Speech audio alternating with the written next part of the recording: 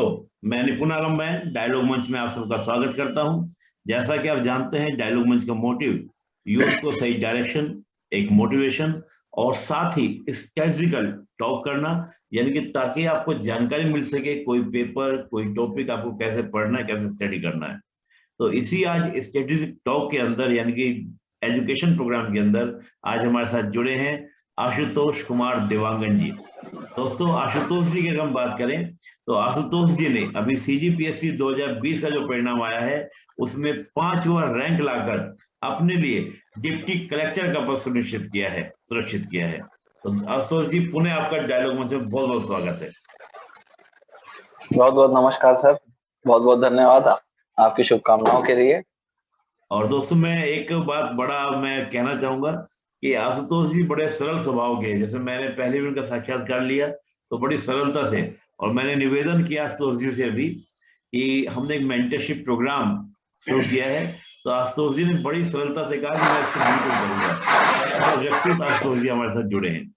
तो आशुतोष जी, पेपर 7 में बात करते हैं, क्योंकि पेपर 7 में आपके बड़े अच्छे मार्क्स आए हैं। और पेपर 7 का आप भी मुझे बता रहे थे, और मैंने 2019 में भी देखा, सभी एस्पिरेंट्स इस बात को कहा, और हम महसूस भी करते हैं कि नंबर भी कम आते हैं और मैटर भी अवेबिलिटी नहीं है।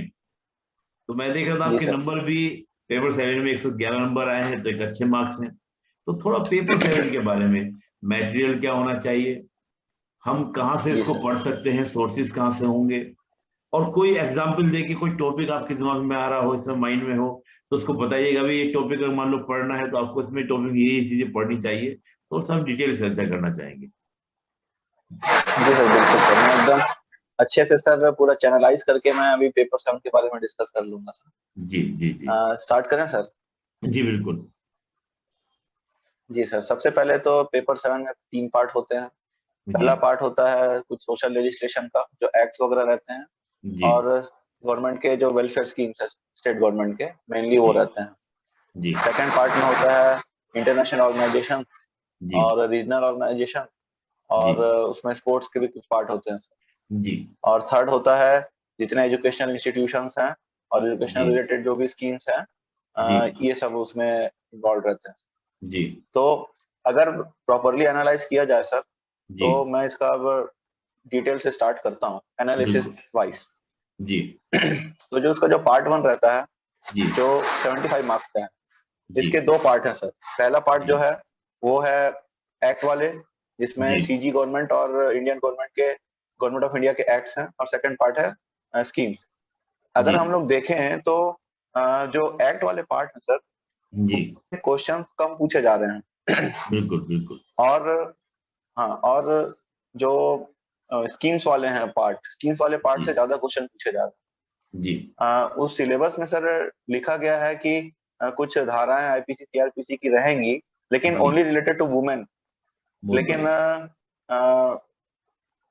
ऐसा देखा गया है कि सिर्फ वुमेन नहीं, उन धाराओं के अलावा भी कुछ क्वेश्चन एग्जाम में पूछे जा रहे हैं। जी। बच्चे जो हैं सर, वहां पे ना पैनिक कर जा रहे हैं कि आईपीसी सीआरपीसी भी अगर हमें पढ़ना पड़ेगा क्या। जी। और कुछ क्वेश्चन लैंड रेवेन्यू कोड के भी हैं, वो भी हमसे पूछे जा रहे हैं। तो यहाँ पे सर बड़ी असमंजस में है बच्चे की इसका किया क्या जाए। जी। तो इसमें मैं ये कहना चाहूंगा कि जो आपके जो बड़े बड़े एक्ट्स हैं, जैसे आरटीआई एक्ट है, एनवायरमेंट प्रोटेक्शन एक्ट है, और डोमेस्टिक वायलेंस है, एसटी/एससी प्रिवेंशन एक्ट है, इन एक्ट्स के जो इम्पोर्टेंट धाराएं हैं उनको हमें जरूर करना चाहिए। और जो सिलेबस में लिखा है वुमेन रिलेटेड आईपीसी सीआरपीसी, उन्हें करना चाहिए।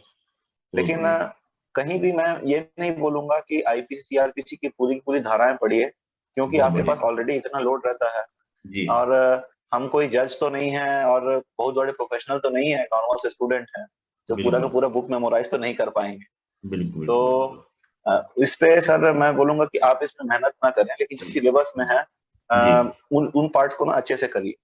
अब रहा बात क्वेश्चन कैसे पूछा जा रहा है, क्वेश्चन मेनली पूछा जा रहा है स्कीम्स वाले पार्ट से।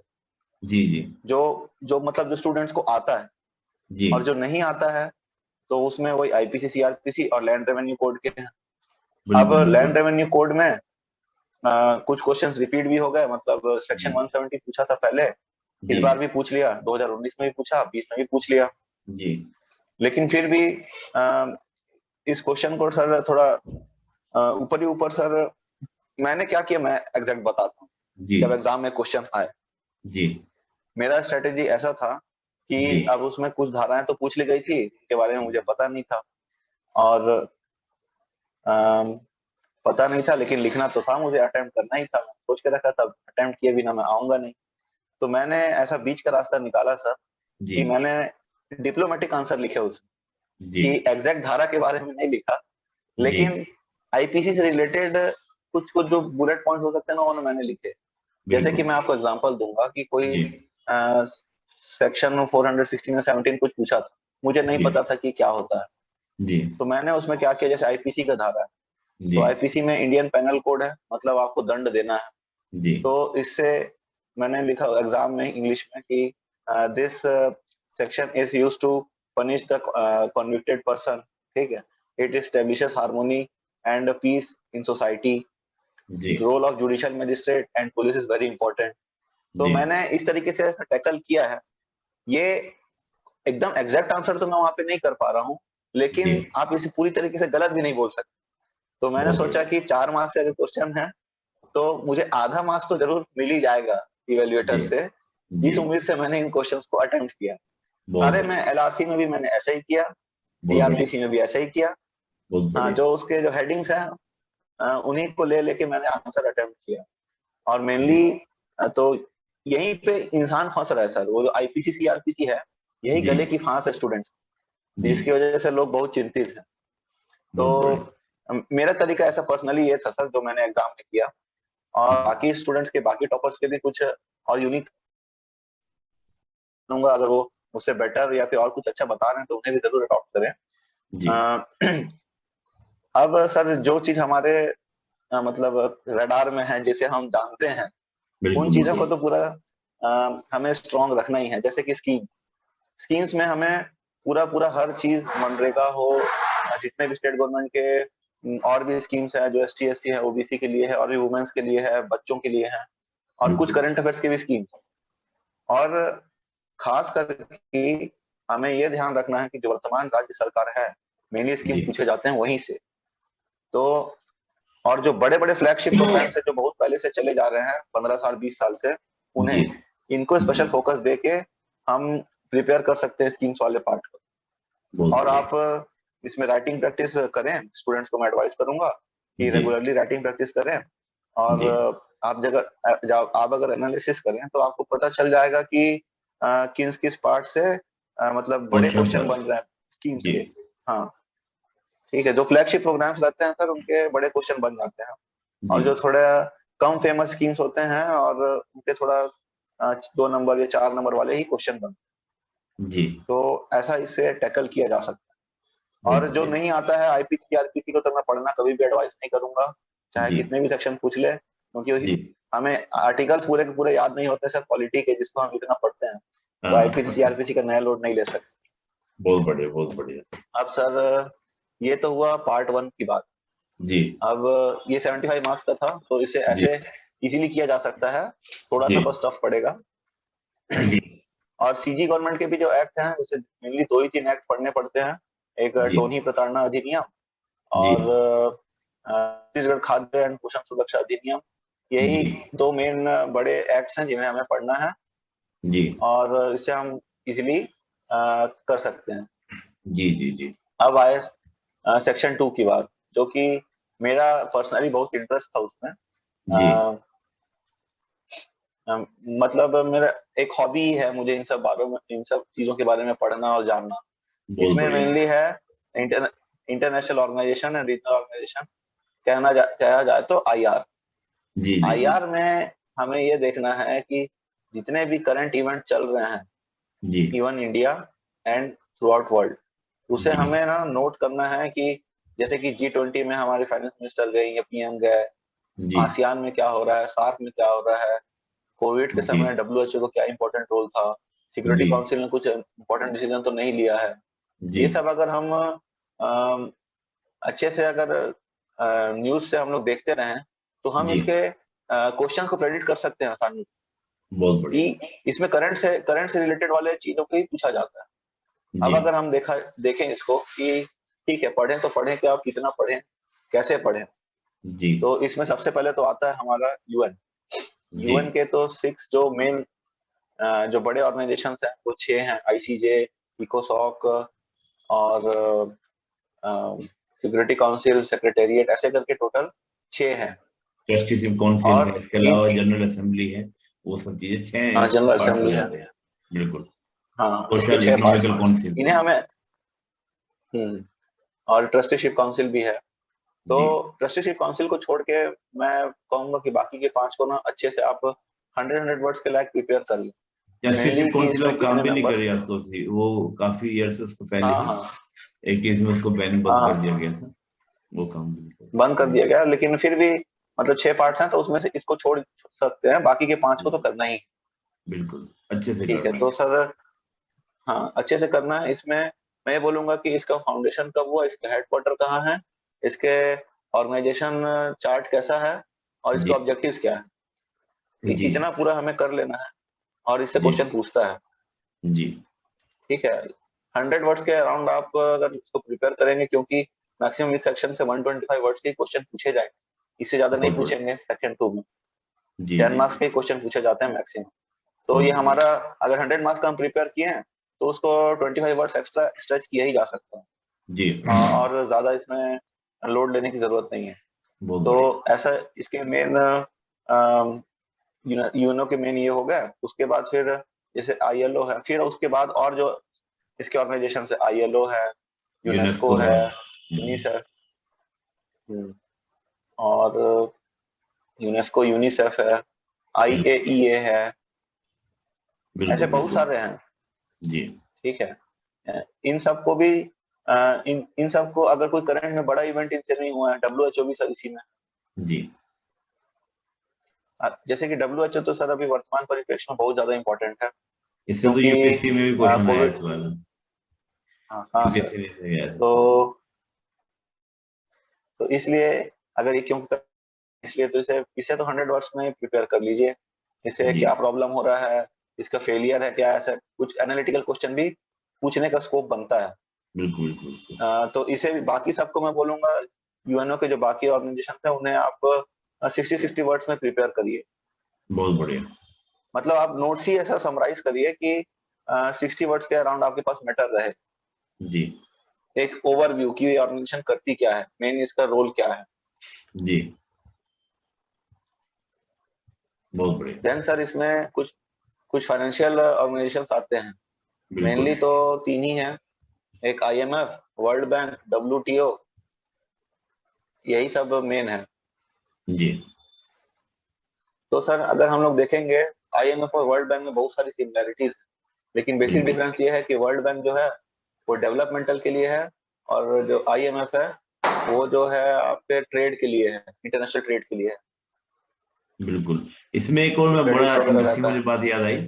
जो डेवलपमेंट के लिए जी ये सर। ना लॉन्ग टर्म लोन देता है वर्ल्ड बैंक, और हाँ ये सर। आईएमएफ जो देता है ये जी सर, शॉर्ट टर्म, और ये जो शॉर्ट टर्म लोन देता बैलेंस है। बैलेंस पेमेंट के लिए देता है किसी कंट्री हाँ। को, उसका पेमेंट का बैलेंस बना रहे।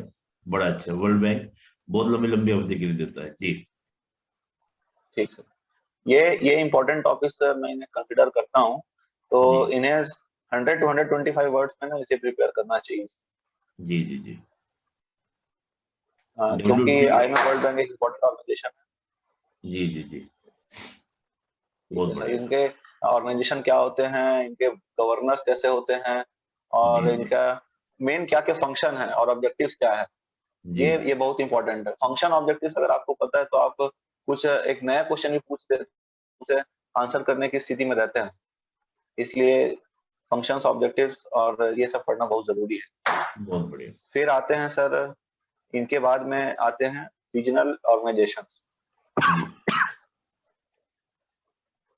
रीजनल ऑर्गेनाइजेशंस में सर जैसे कि हम लोग देख सकते हैं, एक यूरोपियन यूनियन है, ईयू। आसियान है, हम्म। सार्क है, बिम्स्टेक है, ब्रिक्स है, जी तो है, ऐसे बहुत सारे ऑर्गेनाइजेशंस हैं। बिल्कुल मेनली इसमें सर मैं ये कहना चाहूंगा कि इन जिन ऑर्गेनाइजेशंस में जहां इंडिया इन्वॉल्व है, बिल्कुल बिल्कुल जिसमें इंडिया का इम्पोर्टेंट रोल है, जी उन सबको, और भी सर इसमें है जो आप लिखे हैं उनके अलावा भी और भी कुछ कुछ है, जब स्टूडेंट पढ़ेगा तो उसे पता चल जाती है। जी जी जी जी तो जहां इंडिया इन्वॉल्व है, इसमें सर थोड़ा सा ना दो तरीके से इसे प्रिपेयर करना चाहिए। जी एक एक तो उस कोर ऑर्गेनाइजेशन से, जैसे कि आसियान, आसियान जी कब बना, कहाँ बना, इसका हेडक्वार्टर क्या है, कहाँ है, कौन से जी इसके मेंबर कंट्रीज हैं, और इनका जी बेसिक फंक्शंस क्या है।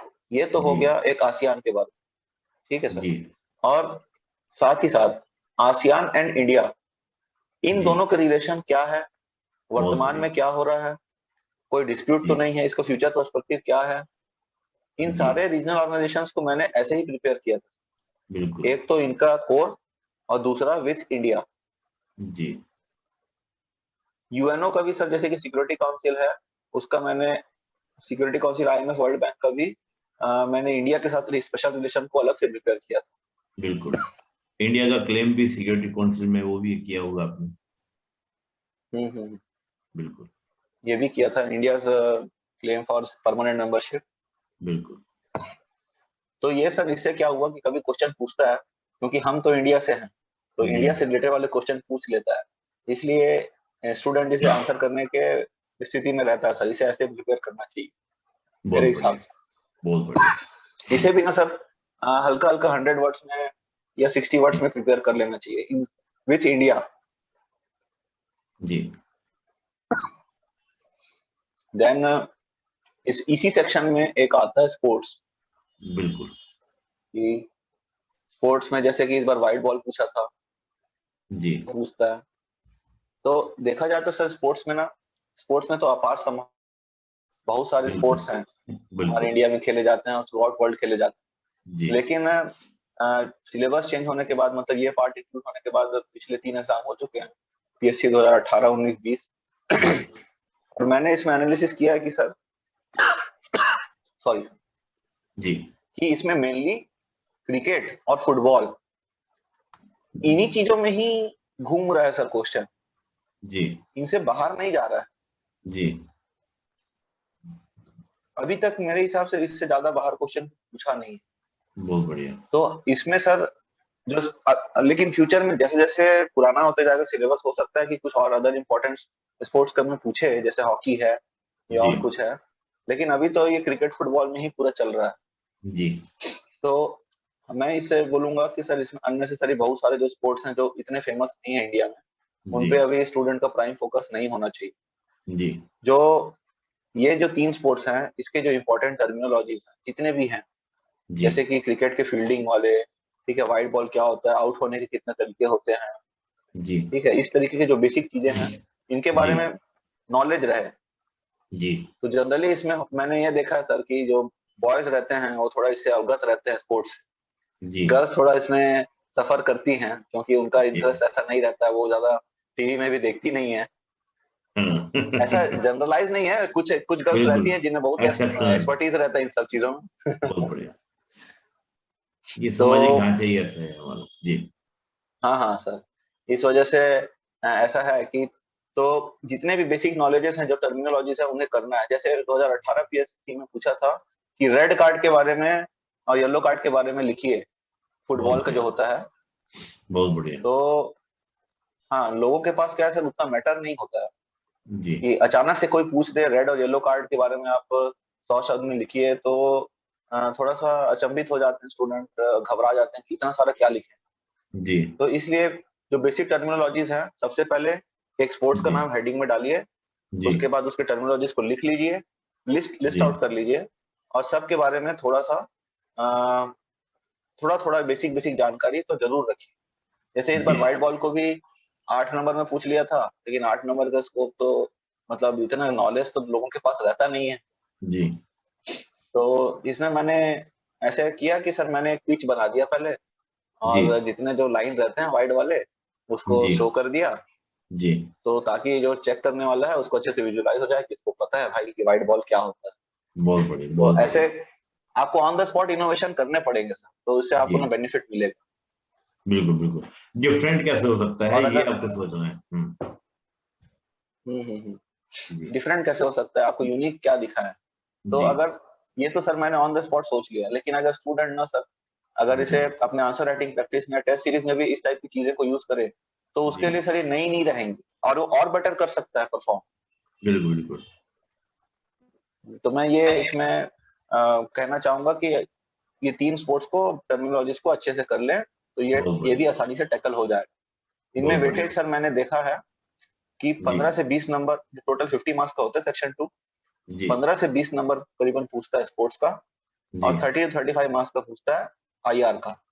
बहुत तो बढ़िया। आईआर के लिए भी बहुत ज्यादा ना हमें लोड नहीं लेना है कि उसको एकदम पूरा 200 नंबर के लायक प्रिपेयर करे जा रहे हैं, रटे जा रहे हैं, वैसा भी नहीं जी करना। जी 30 टू 35 मार्क्स का ही पूछेगा, तो उतने में ही अ, हमें अपने आप को लिमिट करना है। फंडा एकदम क्लियर है सर, जितना मार्क्स जी का वेटेज उतना एनर्जी और इनपुट हमें लगाना है। बहुत बढ़िया। जबरदस्ती किसी चीज में एक्स्ट्रा एनर्जी टाइम नहीं लगाना है, बहुत बढ़िया। सब बैलेंस रखना है। जी बहुत बढ़िया। जिसका जितना वेटेज है उसको उतना ही इम्पोर्टेंस दो, जिसका ज्यादा क्वेश्चन आता है वहां पे ज्यादा फोकस करो। बहुत बढ़िया। और सर उसमें भी परसेंट टू परसेंट वेरिएशन कर सकता है, जैसे कि गर्ल्स को स्पोर्ट्स में थोड़ा सा एक्स्ट्रा एफर्ट करना पड़ सकता है, लेकिन बॉयज कम एफर्ट या बिना एफर्ट के भी आंसर लिख देते हैं। जी तो जी वहां पे जी भी आप टाइम बचा के आप अपने वीक सेक्शंस को इम्पोर्टेंट कर सकते, मतलब प्रिपेयर कर सकते हैं, स्ट्रॉन्ग कर सकते हैं। बहुत तो बढ़िया। ऐसे use your time wisely, use your energy wisely. बहुत बढ़िया। अल्टीमेटली आपको अपने स्कोर मैक्सिमाइज करने हैं, वहां आपको बहुत बढ़िया। स्पोर्ट्स के बहुत बड़े ज्ञाता हैं ये तो प्रूफ नहीं करना है। बहुत बढ़िया। बहुत बढ़िया। अब सर हाँ इसके बाद मैं बात करना चाहूंगा सेक्शन 3 के बारे में। जी सेक्शन 3 में सर अगर देखा जाए तो मेनली जो ह्यूमन रिसोर्स डेवलपमेंट या एजुकेशन इंस्टीट्यूशंस है, जी इनके बारे में ही ये पूरा है। जी इस पूरे पेपर 7 में मैं इस सेक्शन को सबसे आसान समझता हूँ, ओके। सबसे ज्यादा आसान। जी ये ये मतलब वो सेक्शन है जिसमें आप ना 75 मार्क्स में आप बहुत ज्यादातर आंसर जानते ही हैं, जी और अच्छा स्कोर किया जा सकता है इन तीनों चीजों बहुत में इस बढ़िया। सेक्शन। जी अब इसमें सर, अब मैं इसमें बताता हूँ कि इसमें होता क्या है और कैसे प्रिपेयर करते जी हैं। इसमें रहता है सर सबसे पहले कि कुछ जो प्रोमिनेंट एजुकेशनल काउंसिल्स हैं या जो जी एजेंसीज हैं, जैसे एनसीईआरटी, जी यूजीसी, एआईसीटी, ठीक है, जी आईकार, जी एनसीवीटी, जी नीपा, इन सब जी टाइप की चीजें रहती है, जी यूजीसी, एआईसीटी। जी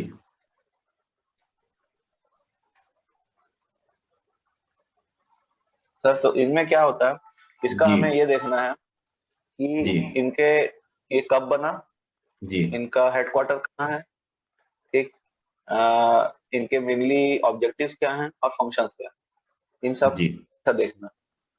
और जी ये इसका सर फुल फॉर्म तो सबको याद भी होना चाहिए, जी क्योंकि फुल फॉर्म भी कभी कभी पूछ देता है, और जी लिखने के लिए भी हमें आसानी रहता है कि पता चले कि हम क्या लिख रहे हैं। जी फुल फॉर्म से ही सर हम लोग ना 3-4 नंबर के लायक आंसर लिखने लायक मैटर समझ, मतलब रेडीमेड हमें मिल जाता है। जैसे एनसीईआरटी का फुल फॉर्म है नेशनल जी council of educational research and training. जी बस इसके फुल फॉर्म से उसके फंक्शन और ऑब्जेक्टिव के बारे में हमें क्लियर हो गया। जी और एक बार उसे अगर पढ़ लें तो हमारे जी अच्छा कॉन्क्रीट प्रिपरेशन हो जाएगा सर। हो ये जाएगा। सारे के सारे ऑर्गेनाइजेशंस में अ, जी सिर्फ नाम से और इनका ऑब्जेक्टिव पढ़ेंगे तो सब सिमिलरिटी दिखना चालू हो जाता है। बिल्कुल तो बिल्कुल बिल्कुल। बिल्कुल मैं बोलूंगा कि इसे कम मेहनत में एकदम कम समय में इसे ज्यादा तैयार से हो ज्यादा जाएगा। प्रिपेयर किया जा सकता बहुत है। जी बढ़िया। सर। इसके बाद इसमें एक सेक्शन ये रहता है कि education for disabled peoples, for womens, for backward classes, जी और कुछ जो एजुकेशनल पॉलिसीज हैं जैसे कोठारी कमीशन था, उसके बाद यशपाल कमेटी था। जी तो इनके बारे में भी सर 100 टू 125 वर्ड्स, 125 वर्ड्स के अराउंड प्रिपेयर कर लें कि ये क्यों बना था, इनके कीवर्ड्स, की पॉइंट्स क्या थे रिकमेंडेशंस के, जी और जी इनको कब इम्प्लीमेंट किया गया और इससे क्या जी फायदा हुआ। बहुत तो बढ़िया। ये अच्छा है सर, इसे पढ़ने में इंटरेस्ट भी आता है क्योंकि ये हमारे देश के एजुकेशन के बारे में अच्छा जानकारी देता है कि क्यों ऐसा हम पढ़ रहे थे। बिल्कुल बिल्कुल बिल्कुल। और और अभी जो लेटेस्ट जो न्यू एजुकेशन पॉलिसी आया है सर 2020 वाला, जी इसे तो हमें अच्छे से प्रिपेयर करना चाहिए सर। पूरा बिल्कुल बिल्कुल। 175 वर्ड्स के लायक अच्छे से प्रिपेयर करना है। ये तो प्री के लिए भी इम्पोर्टेंट है। हाँ, प्री के लिए भी इम्पोर्टेंट है, एसए के लिए भी इम्पोर्टेंट है, और बिल्कुल पेपर 7 के लिए भी इम्पोर्टेंट। बिल्कुल। इस बार यूपीएससी में क्वेश्चन भी आया है, आईएएस का प्री जो होगा उसका क्वेश्चन भी आया है। जी सर, जी सर।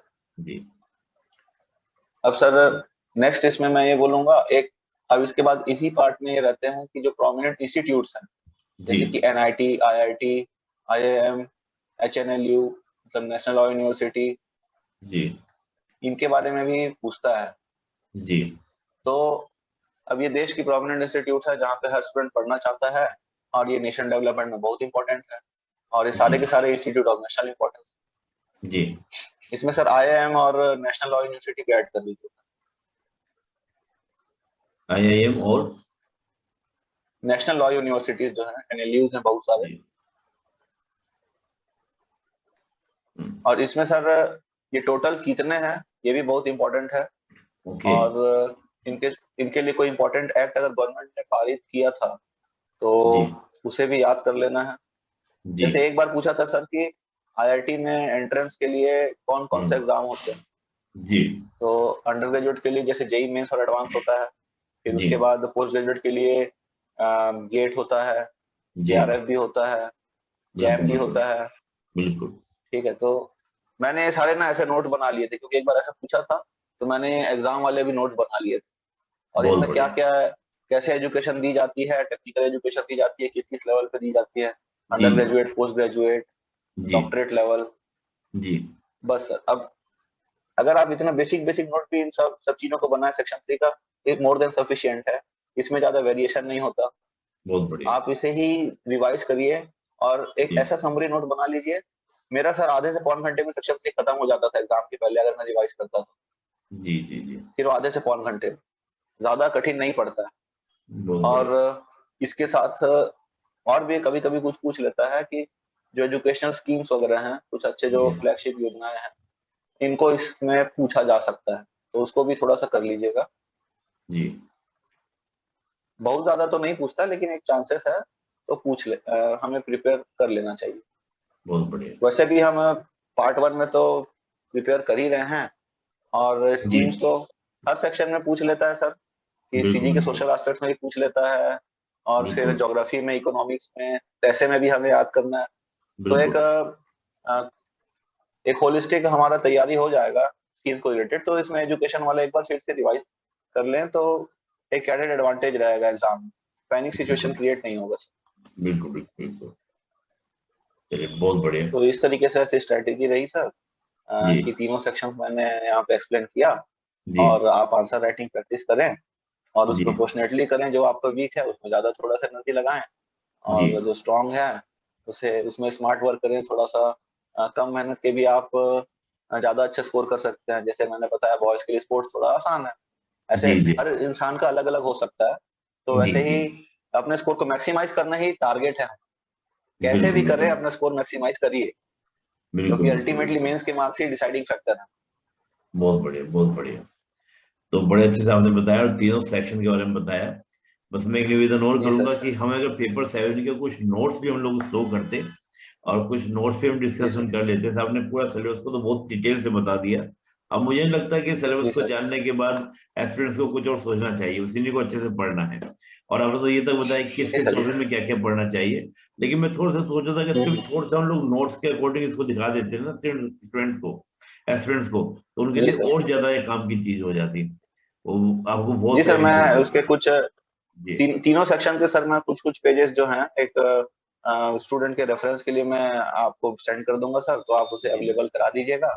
बिल्कुल बिल्कुल अम, बिल्कुल तो स्टूडेंट को मदद मिल जाएगी सर। मैंने बहुत मेहनत करके बनाए थे पेपर 7 के नोट्स, बिल्कुल तो मैं चाहूंगा कि बाकी स्टूडेंट्स को भी जरूर जरूर इसका फायदा मिले। बिल्कुल बिल्कुल बिल्कुल। देखिए दोस्तों, यही बात जो मैं आपको बोल रहा था कि बहुत ही सरल, सहज और सरल उपलब्धता, यानी कि एकदम उपलब्ध होने के लिए तैयार है। तो आपको नोट्स मिलेंगे। आप हमारे टेलीग्राम चैनल से आप जी सर। नोट्स ले सकते हैं, सारे नोट्स आपको मिल जाएंगे। आप अच्छे से तैयारी करें। जी सर। और आशुतोष जी को फिर हम दोबारा लाएंगे क्योंकि आशुतोष जी का बहुत सारा जी सर। कंटेंट है और कई पेपर में इनके बहुत अच्छे नंबर आए हैं। तो हम आशुतोष जी से दोबारा अच्छा। निवेदन करें, दोबारा आएंगे। और मेंटरशिप प्रोग्राम में भी हम आशुतोष जी को, मैंने रिक्वेस्ट की तो आशुतोष जी एकदम रेडी हो गए, कहा कि नहीं, मुझे करना है, सभी के लिए जो भी बेटर जी हो सर। सके स्टूडेंट्स के लिए वो करेंगे। तो बहुत बहुत धन्यवाद आशुतोष बिल्कुल। जी, आपका समय देने के लिए बहुत बहुत आभार। जय थैंक यू हिंद। Sir, thank you, thank you. जी ने, जब मैंने आशुतोष जी से रिक्वेस्ट की आपको पेपर 7 के नोट्स के ऊपर, तो आशुतोष जी ने मिनट न लगाते हुए तत्काल हमको नोट्स दिए। और नोट्स के माध्यम से हम समझने का प्रयास करेंगे कि नोट्स बनाए कैसे जाते हैं, उस टॉपिक को, किसी भी टॉपिक को पढ़ा कैसे जाता है, ये तमाम चर्चा आज हम आशुतोष जी के साथ करने वाले हैं। तो आशुतोष जी, आपका पुनः स्वागत डायलॉग मंच के अंदर, आपका बहुत बहुत धन्यवाद। नमस्कार सर। मैं अपने और नोट्स के माध्यम से नए एस्पिरेंट्स को सर मार्गदर्शन देना चाहूंगा, ताकि वो भी बिल्कुल, परीक्षा में अच्छे से सफल हो सकें। जी बिल्कुल बिल्कुल। और सर्वप्रथम आपको दीपावली की हार्दिक शुभकामनाएं। सर आपको भी हैप्पी दिवाली सर, और थैंक पूरे यू डायलॉग सर, मंच परिवार को हैप्पी दिवाली। बहुत बहुत धन्यवाद। आशुतोष जी, पेपर नंबर 7 का पार्ट 1 हम बात करेंगे। ये जी आपके सर। नोट्स हैं दोस्तों, ये आशुतोष जी के जी नोट्स सर। हैं, उनकी हैंड राइटिंग में है। तो हम चर्चा करना चाहेंगे सीआरपीसी के ऊपर, पहले provision related to women. Sir जैसा कि सर हम लोग सिलेबस में देखें, तो सिलेबस में लिखा है protection granted to females under जी सीआरपीसी जी and Indian constitution and penal code. जी सर लेकिन एग्जाम में ये हो रहा है कि not only for womens, other जी, सेक्शंस को भी हमें पूछा जा रहा है, सीआरपीसी बिल्कुल के जो बिल्कुल। हैं। जी जी जी ठीक है सर, तो वो तो हम प्रिपेयर अच्छे से कर नहीं सकते क्योंकि बहुत सारे सेक्शंस है। जी लेकिन जो सिलेबस में है उसके अकॉर्डिंग भी मैंने जो प्रिपेयर किया है वो जी मैंने लिखा है सर। जी, ये जो मेरा नोट्स है सर एकदम कंसाइज और समरी नोट्स। बिल्कुल इसके बिल्कुल। इसके और भी थोड़ा लॉन्ग नोट्स हैं, लेकिन मैंने जी एग्जाम में लास्ट जी, मिनट में रिवाइज करने के लिए ये समराइज नोट्स प्रिपेयर किए थे, जिससे कि मैं बहुत बढ़िया। फटाफट गो थ्रू कर सकूं अपने सारे नोट्स को, और बहुत, कम टाइम में ज्यादा ज्यादा चीजें रिवाइज हो जाए। जी तो सर जैसे कि देख सकते हैं, जैसे सेक्शन 46(4) लिखा हुआ है, जी, तो sir women arrest before sunrise, जहां पे मैंने सर रेड कलर से क्रॉस लगाया है, मतलब वो नहीं हो जी, सकता। ठीक है, okay. Women arrest before sunrise नहीं हो सकता और आफ्टर जी सनसेट नहीं हो सकता, जी, मतलब दिन में ही करना है। ठीक है। बहुत बढ़िया अगर बहुत कोई स्पेशल केस बढ़िया। है, जी, स्पेशल केस है तो मजिस्ट्रेट की परमिशन चाहिए।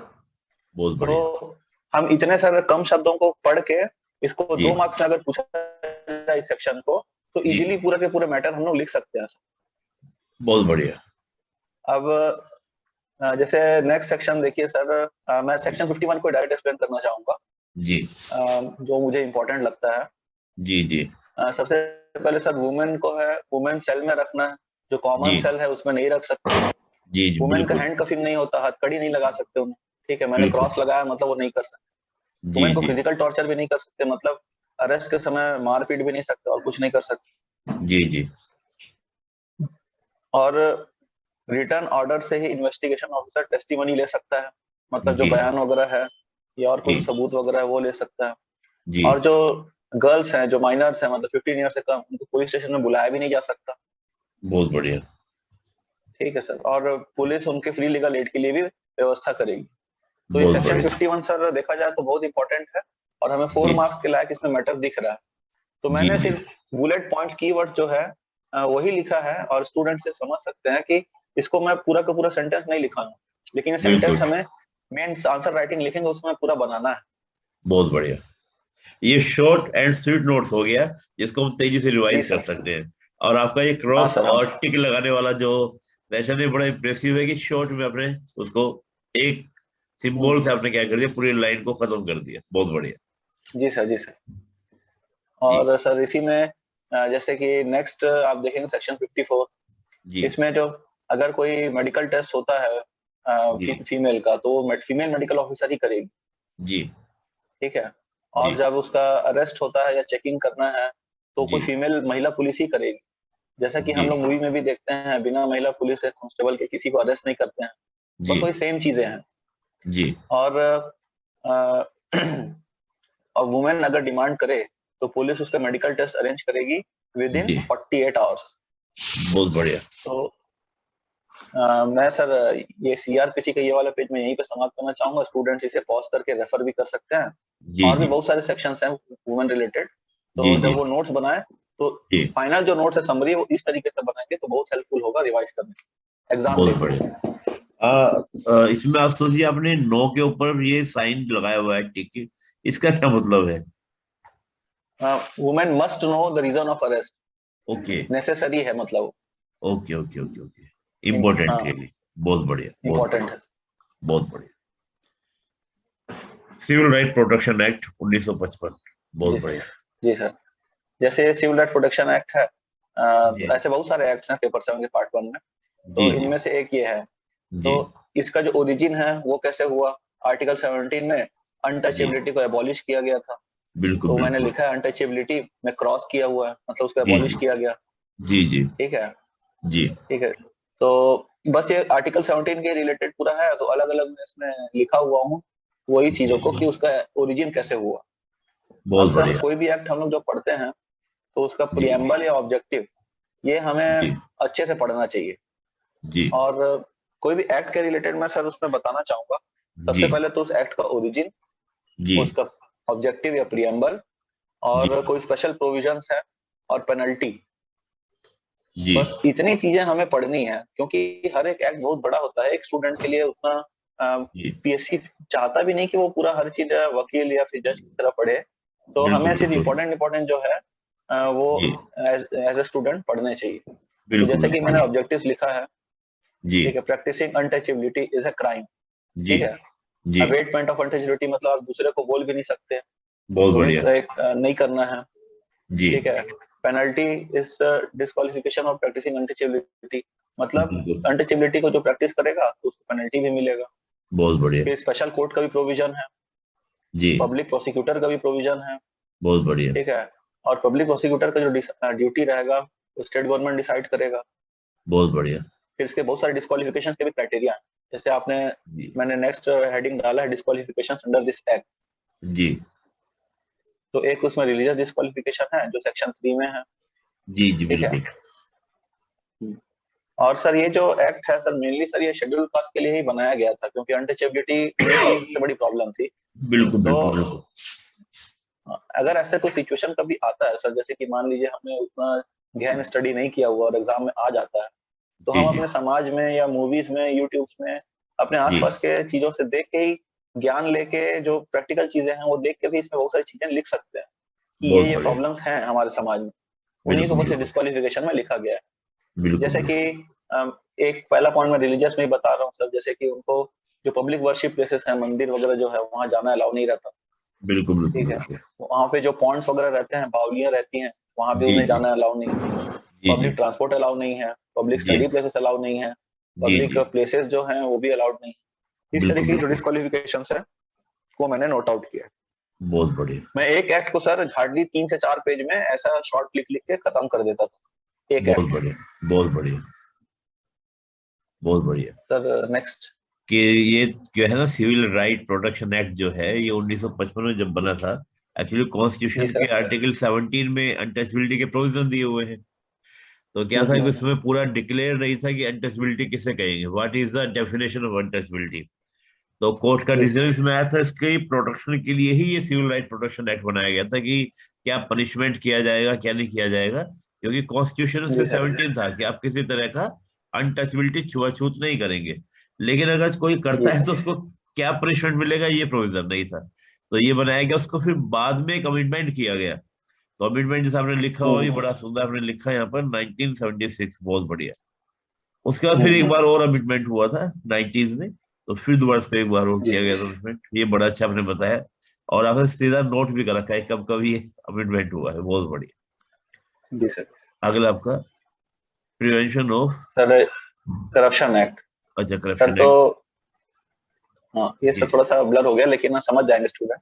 ये दोबारा दोस्तों हम लोग ले लेंगे आप सोच जी से, तो दोबारा एक पिक लगा देंगे यहाँ पर नोट्स में, आप तनाव मत लीजिएगा। अभी तो आप समझ लीजिए जी सर, बस। जी जी जी सर, जी सर। अब सर जैसे कि सिविल सर्वेंट से सर ये वाला एक्ट जानना बहुत जरूरी है, जी क्योंकि ये आजकल हमारी सोसाइटी में सर बहुत ज्यादा बढ़ चुका है। तो बहुत ये एक्ट बढ़िया। को भी सिलेबस में रखा गया है। जी जी तो सर इसमें भी सर जैसे कि मैंने पहले बताया कि इसमें भी जी प्रीएम्बल। ठीक है, जी preamble it is an act to amend and consolidate the laws related to corruption and other जी matters.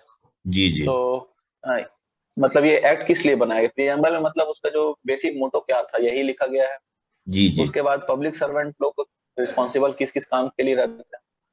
फिर जो ऑब्जेक्टिव्स हैं, ऑब्जेक्टिव्स मैंने लिख दिया, ठीक जी है। सब integration of various method and laws to prevent corruption, जी अमेंडमेंट ऑफ प्रिवेलिंग लॉज। समय के साथ साथ क्या सर लॉज को भी अमेंड करना पड़ता है ताकि बिल्कुल जो नए तरीके से जो करप्शन भी हो पा रहा है उन्हें भी पकड़ा जा सके या पनिश किया जा सके। बिल्कुल, वो रिविलेंट फिर रहे, मतलब वो वर्तमान हाँ, परिस्थितियों में प्रासंगिक रहे। जी सर बिल्कुल वैसे ही। बिल्कुल। फिर इसका डेफिनेशन क्या है, करप्शन क्या है, उसके पेनल प्रोविजंस क्या है, और स्पेशल कोर्ट से हम लोग स्पीडी ट्रायल और डिस्पोजल ऑफ मैटर कर सकते हैं। एक चीज मैं सर यहाँ पे स्टूडेंट का ध्यान आकर्षित करना चाहूंगा जी जी कि जितने भी एक्ट्स हमें यहाँ पे दिए गए हैं, मतलब जी हमारे जो सिलेबस में है पेपर 7 पार्ट 1 जी में, उनमें सारे के सारे में ना sir public prosecutor special court की प्रोविजंस की दी गई है। जी तो इससे क्या है सर, अगर हमें कुछ नहीं भी पता है तो हम ये एक दो लाइन ये जोड़ सकते हैं कि यहाँ पे स्पेशल पब्लिक प्रोसिक्यूटर और स्पेशल कोर्ट की व्यवस्था दी गई है ताकि इन जी केसों का अलग से और तेजी से निपटारा किया जा सके। बहुत तो बढ़िया, ये बहुत। सिलेबस में एक मैंने अपने पढ़ने के दौरान ये चीज जो देखा, जी जैसे इन्वायरमेंट प्रोटेक्शन एक्ट में एनजीटी दिया हुआ है और आरटीआई में अलग से उनका रिड्रेसल सिस्टम है, स्टेट इंफॉर्मेशन कमीशन वगैरह है। जी तो ये सब चीजें हमें ध्यान में रखनी चाहिए। फिर जी जी नेक्स्ट इसमें मैंने सर इसी एक्ट आते हैं, जी पब्लिक ड्यूटी में पब्लिक ड्यूटी का डेफिनेशन क्या है। जी बिल्कुल। जहां पे मैंने सर रेड कलर से ऊपर एरो किया गया है वहां पे मतलब इंक्रीज, इनहैंस इसका मतलब ये है, और जहां जी रेड कलर से नीचे दिया रहता है उसका मतलब होता है डिक्रीज बहुत या बढ़िया, रिड्यूस, इस टाइप की चीजें। बहुत बहुत जैसे बढ़िया। पब्लिक ड्यूटी सेक्शन 2B में। अच्छा, ये जो आप दिखा रहे हैं, ये वाला ना, हाँ आपने जी जो सर, साइन जी दिया, सर, बहुत बढ़िया। ये जी इंक्रीज सर। का हो गया अगर ऊपर की ओर है, और अगर डाइन डाउन है तो डिक्रीज, बहुत बढ़िया, यानी कि गिर रहा है, अवनति हो रही है, बहुत हम्म। बढ़िया। फिर सर पब्लिक सर्वेंट कौन कौन होते हैं उसकी डेफिनेशन दी हुई है। बहुत बढ़िया। सेक्शन 2C में तो दिया गया है ये पब्लिक सर्वेंट कौन कौन सेक्शन होते 2C में दिया है। हैं। जी एक भ्रांति ये भी रहती है सर स्टूडेंट्स में कि हमें कितने सेक्शंस याद करने हैं।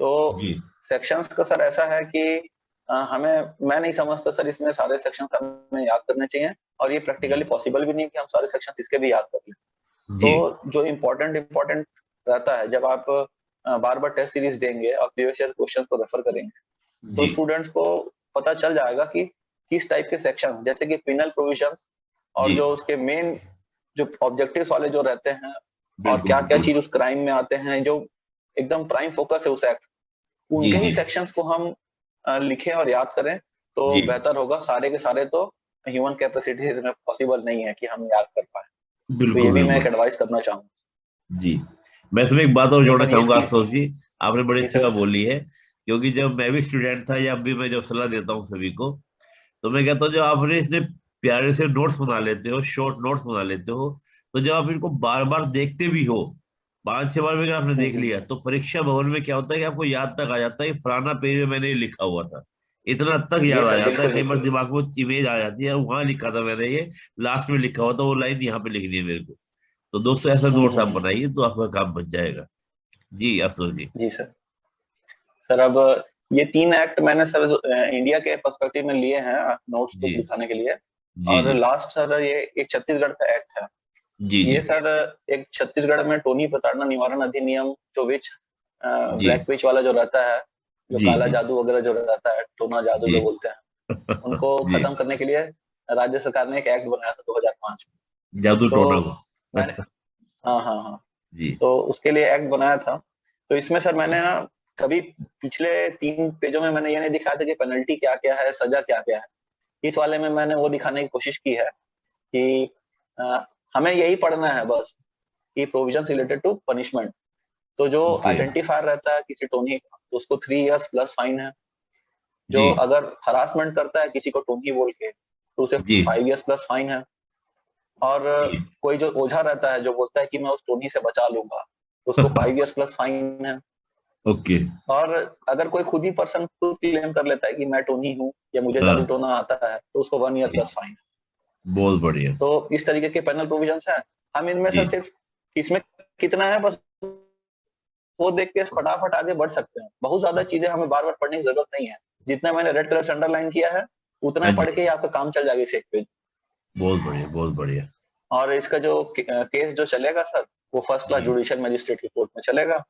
बहुत बढ़िया, और सारे केसेस जो होते हैं कॉग्निजेबल और नॉन बेलेबल। बहुत बढ़िया। देखिए कितना अच्छा आपने सब लिखा हुआ है। तो फर्स्ट क्लास जुडिशियल मजिस्ट्रेट के सामने हाँ चलेगा, और फिर आपका नॉन अवेलेबल है। बहुत बढ़िया।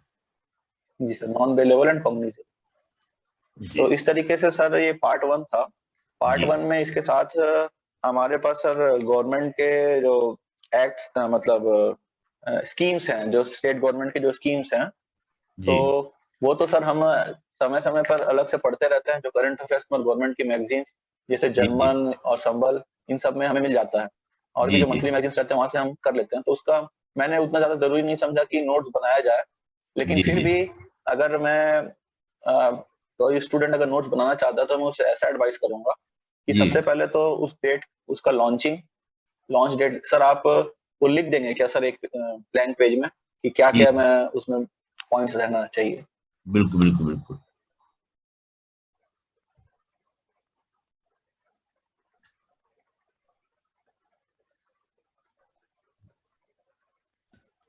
जी, सर सबसे पहले तो उसमें रहेगा सर डेट ऑफ लॉन्चिंग।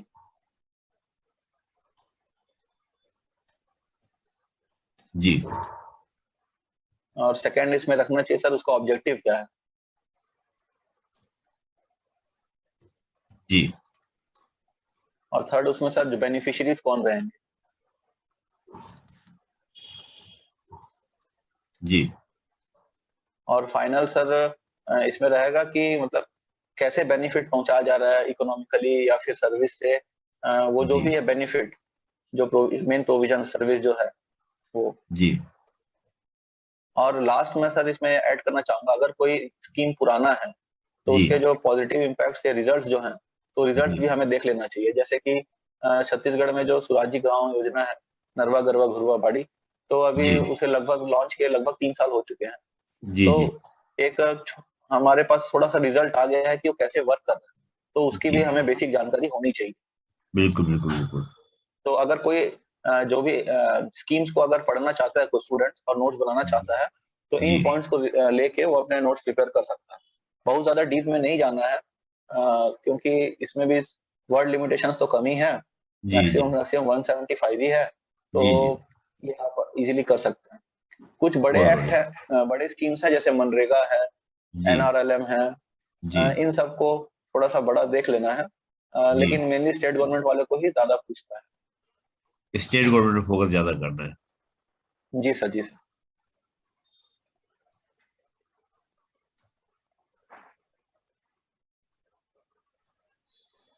जी, बहुत सर बढ़िया। अब पार्ट 2 में ही एंटर करना चाहेंगे सर, जी, पेपर 7 पार्ट 2 में। अब पेपर 7 का दोस्तों पार्ट 2, उस पर हम चर्चा करेंगे। जी आशुतोष जी, जी सर। बहुत बढ़िया। अब ये इसमें आइए सर आगे जैसे कि बढ़िए। सिलेबस, हाँ सर, जी, इसमें जैसे कि सिलेबस में लिखा हुआ है जी, international and national organisation, events and sports. जी, तो जैसे सर आईआर आ गया, मतलब इंटरनेशनल रिलेशन नहीं है देखा जाए, तो सबसे पहले हमें इसमें क्या क्या देखना है। यूएन जी, और इसके जितने भी एसोसिएटेड ऑर्गेनाइजेशन, जी, वो हमें अच्छे से करने हैं। जो की जी, ऑर्गेनाइजेशंस हैं, जी, जैसे security council, general assembly, ILO, WHO, UNICEF, UNESCO, ये सब हमें अच्छे से आना चाहिए। जी, और साथ ही साथ मैं ये कहना चाहूंगा कि जो हम लोग पढ़ते रहते हैं तो करंट में भी कुछ ऑर्गेनाइजेशन चर्चा में रहते हैं। जैसा कि मैंने पिछली वीडियो में भी बताया था कि जैसे डब्ल्यूएचओ अभी चर्चा में है कोविड के कारण, तो हमें जी, डब्ल्यूएचओ से रिलेटेड अच्छे से तैयारी करनी चाहिए। जी, कभी यूनेस्को है या कभी यूनिसेफ है या फिर वर्ल्ड बैंक, आईएमएफ, जो भी है, जी, ये हमें जो करंट में जो चल रहा है तो उसमें जी, हमें अच्छे से प्रिपरेशन रखना चाहिए। बिल्कुल। WHO से क्वेश्चन भी पेश में आया था इस बार। जी सर। सर नेक्स्ट बिल्कुल। पे सर नोट्स है वो, जी, जैसे कि मैंने यहाँ पे शेयर किया है अपना नोट्स कि जी, सिक्योरिटी काउंसिल के बारे में, जो यूएन का जो 6 मेन ऑर्गेनाइजेशन है उसमें है। और बिल्कुल। 6 मेन क्या, टॉप मोस्ट यही ऑर्गेनाइजेशन है जो यूएन को गवर्न करता है। सबसे जी ज्यादा जी इंपॉर्टेंट सिक्योरिटी काउंसिल। बिल्कुल तो बिल्कुल, सर चर्चा इसका में भी मैंने ये सीधा रहता सीधा, है। हाँ हाँ हाँ, बिल्कुल सबसे पहले देखिए सर ऊपर में मैंने लिख दिया इसका हेडक्वार्टर कहाँ है, बिल्कुल। फिर एस्टेब्लिश कब हुआ था, जी, इसके टोटल मेंबर्स कितने हैं। बहुत तो बढ़िया। 5 परमानेंट होते हैं, 10 नॉन परमानेंट होते बिल्कुल हैं। तो 5 परमानेंट का भी नाम लिख दिया मैंने शॉर्ट फॉर्म में, पूरा बिल्कुल पूरा नहीं लिखा है। शॉर्ट में बिल्कुल मुझे समझ में आ जाना चाहिए, इतना बिल्कुल टैलेंट थोड़ा सा बिल्कुल, डेवलप करना पड़ेगा बाय प्रैक्टिस। बहुत बढ़िया। और नॉन परमानेंट भी कैसे होते हैं, उनका टेन्योर क्या होता है, टू जी इयर्स जी का टेन्योर होता है, और जी, सेलेक्ट कौन करता है, जनरल असेंबली। बिल्कुल बिल्कुल बिल्कुल। ठीक है सर, तो ये हो गया। अगर मान चलिए, लीजिए कभी क्वेश्चन पूछ लिया सर, 60 वर्ड्स में पूछ लिया कि सिक्योरिटी काउंसिल के बारे में लिखिए, जी तो जी आप इतने ही लिख के जी, आराम से 60 वर्ड्स इसमें खत्म हो जाएगा, और ज्यादा से बिल्कुल, ज्यादा एक लाइन ऑफ वीटो पावर को भी डाल सकते बहुत बढ़िया। हैं। तो वीटो पावर एक इसमें स्पेशल फंक्शन है जो जी परमानेंट जी मेंबर्स को दिया गया है सिक्योरिटी काउंसिल, जी उसके जी, बारे में भी मैंने यहाँ पे लिखा है। जितना कम से कम हो सके उतने कम शब्दों। बहुत बढ़िया।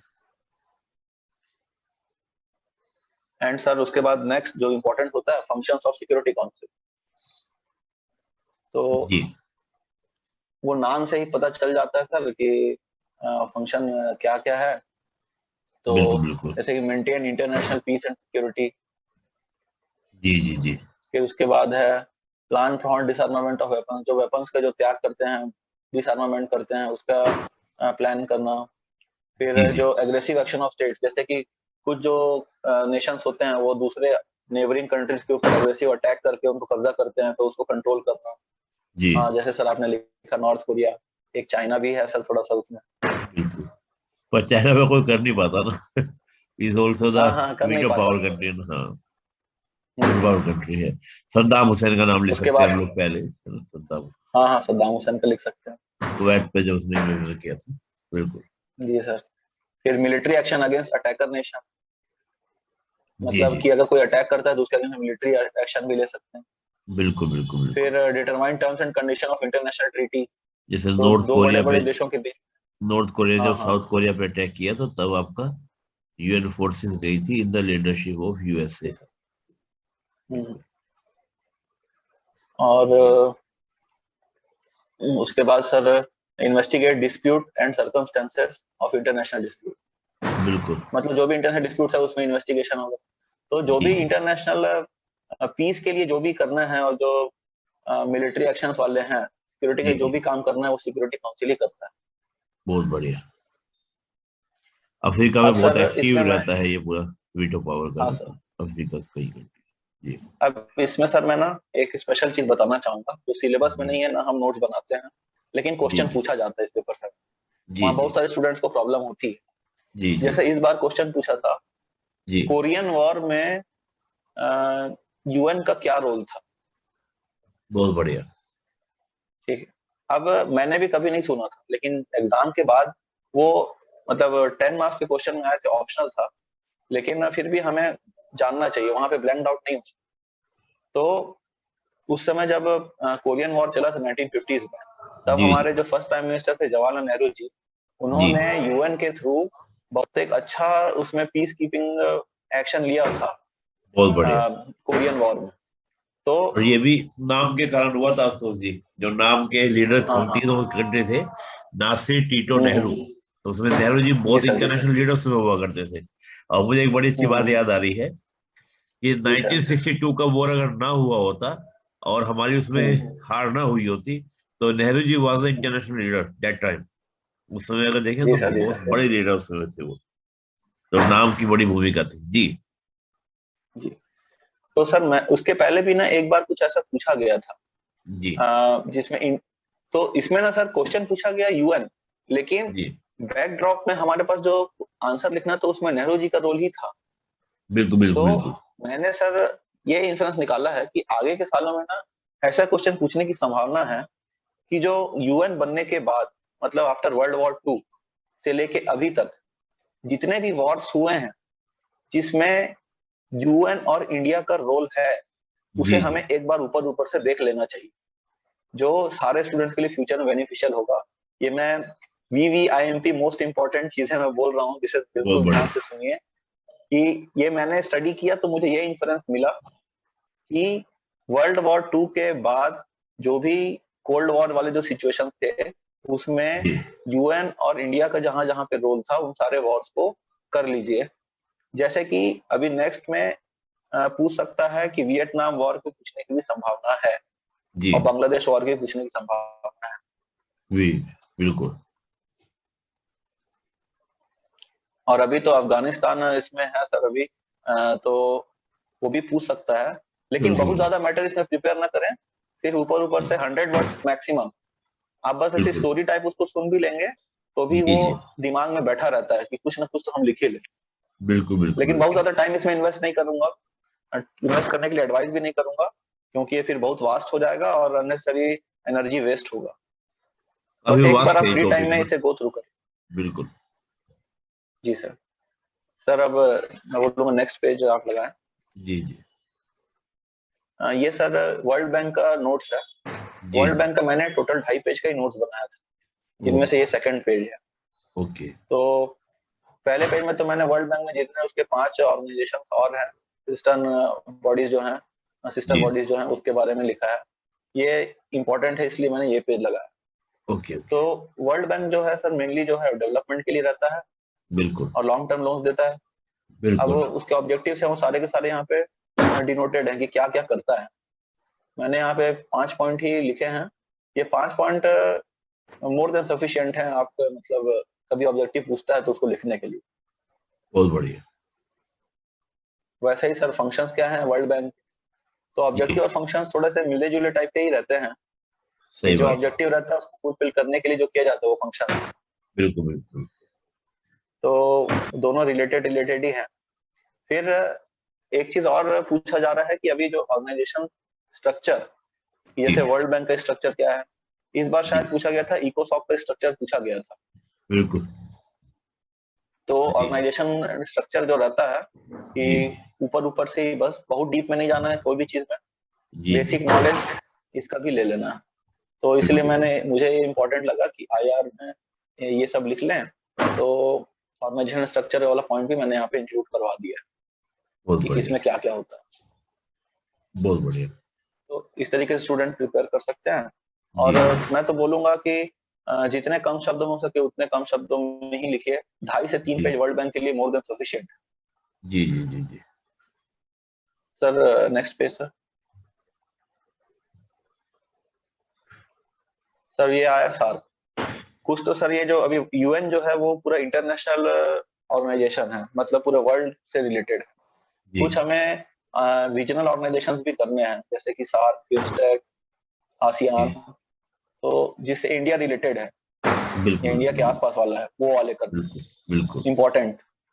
तो सार्क तो इंडिया के लिए बहुत इंपॉर्टेंट है। तो इसका सर फिर मैंने जैसे कि आप देखें हेडक्वार्टर कहाँ है वो लिखा है, जी फिर कब बना वो लिखा है, फिर इसके मेंबर नेशन 8 हैं और ऑब्जर्वर 9 है।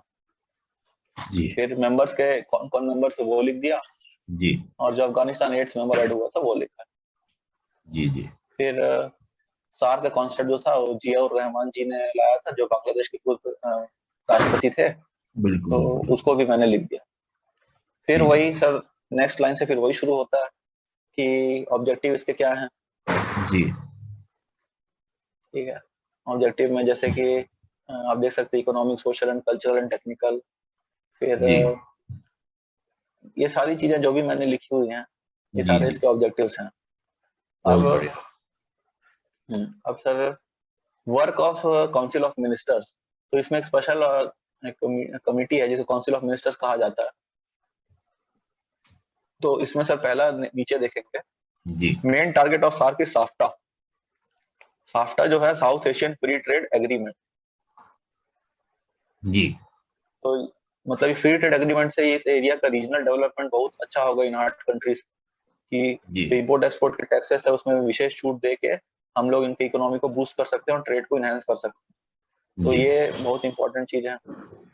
फिर डिटरमाइन रीजनल वर्क पॉलिसीज जी जी एंड डिस्कस स्ट्रेटेजिकल मैटर्स, मतलब जो कूटनीतिक जो भी जो सब्जेक्ट्स हैं उनको भी डिस्कस किया जाएगा इस प्लेटफॉर्म।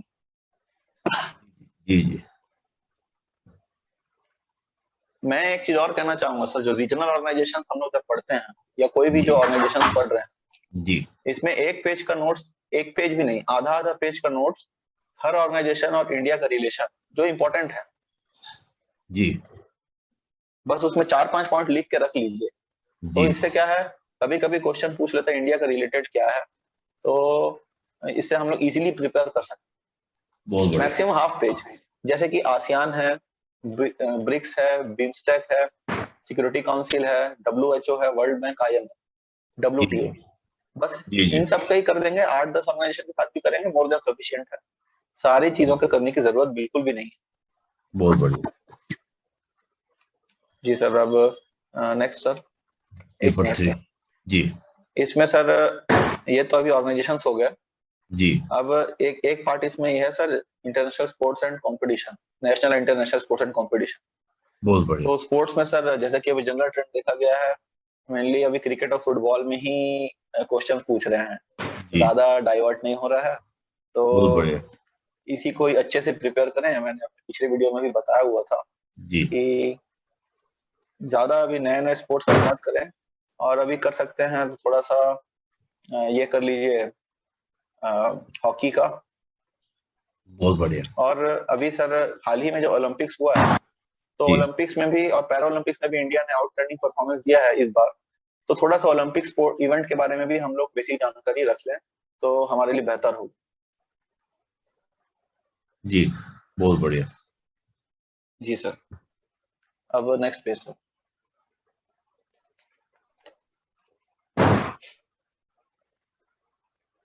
बहुत आगे। पार्ट 3। जी सर, पार्ट 3। पेपर 7 का पार्ट 3, यूजीसी। सर इसमें, हाँ सर, इसमें जो है सिलेबस में लिखा हुआ है, educational institute, international and national educational institute and their role of human development. मतलब ये ह्यूमन डेवलपमेंट के लिए जो भी इंस्टीट्यूशन है उसके बारे में ही यहाँ पे हमें पढ़ना है। ये पेपर 7 का पार्ट 3 जो है, ये सबसे बेस्ट पार्ट है यहाँ पे स्कोर करने के लिए। जी जी सारी की सारी चीजें स्टैटिक टाइप की हैं, कुछ एक जो उससे करंट पॉइंट्स रहते हैं, करंट इवेंट के पॉइंट्स, उन्हें हमें जी। आखिरी में एक छोटा सा ऐड कर लेना है। और आप देखेंगे तो अगर एक भी चीज आप पढ़ते हैं तो मतलब सबके ना आपको थोड़े थोड़े नॉलेज हो जाएंगे। जैसे कि यूजीसी, नाम ही उसका क्या है, यूनिवर्सिटी ग्रांट्स कमीशन। जी तो जी बेसिक फंक्शन से पता चल गया कि ग्रांट्स प्रोवाइड करता है। जी ठीक है। तो मैंने जैसा लिखा हुआ है कि स्टैब्लिश हुआ था 1953 में, और जी इसका हेडक्वार्टर है न्यू दिल्ली में। जी फिर यूजीसी एक्ट आया था 1956, जी और रीजनल ऑफिस इसके 6 हैं। जी। तो इतने से हमें बेसिक जानकारी मिल गई कि यूजीसी है क्या। अब ऑब्जेक्टिव क्या है यूजीसी के, जी provide grants to university and colleges recognised by the government जी and provide recognition to university. तो दो काम मेन करता है। जी। तो इतने से यूजीसी पता चल जाता है, और यूनिवर्सिटी कैसे कैसे होते हैं, किस किस टाइप के होते हैं, तो ये मैंने बहुत लिख बढ़िया। दिया। और कितने, जैसे कि आप सेंट्रल और स्टेट और डीम्ड यूनिवर्सिटी, 3 वैरायटी की यूनिवर्सिटी होती है। बहुत अब एक बढ़िया। होता है सर प्रोफेशनल काउंसिल यूजीसी, नीचे में आप देखेंगे। जी हाँ, इसमें सर एक बार क्वेश्चन पूछा था कि यूजीसी और सीएसआईआर जो नेट एग्जाम कराता है, उसमें जी डिसेबल्ड कैंडिडेट्स को क्या क्या फैसिलिटीज प्रोवाइड की जाती है। जी।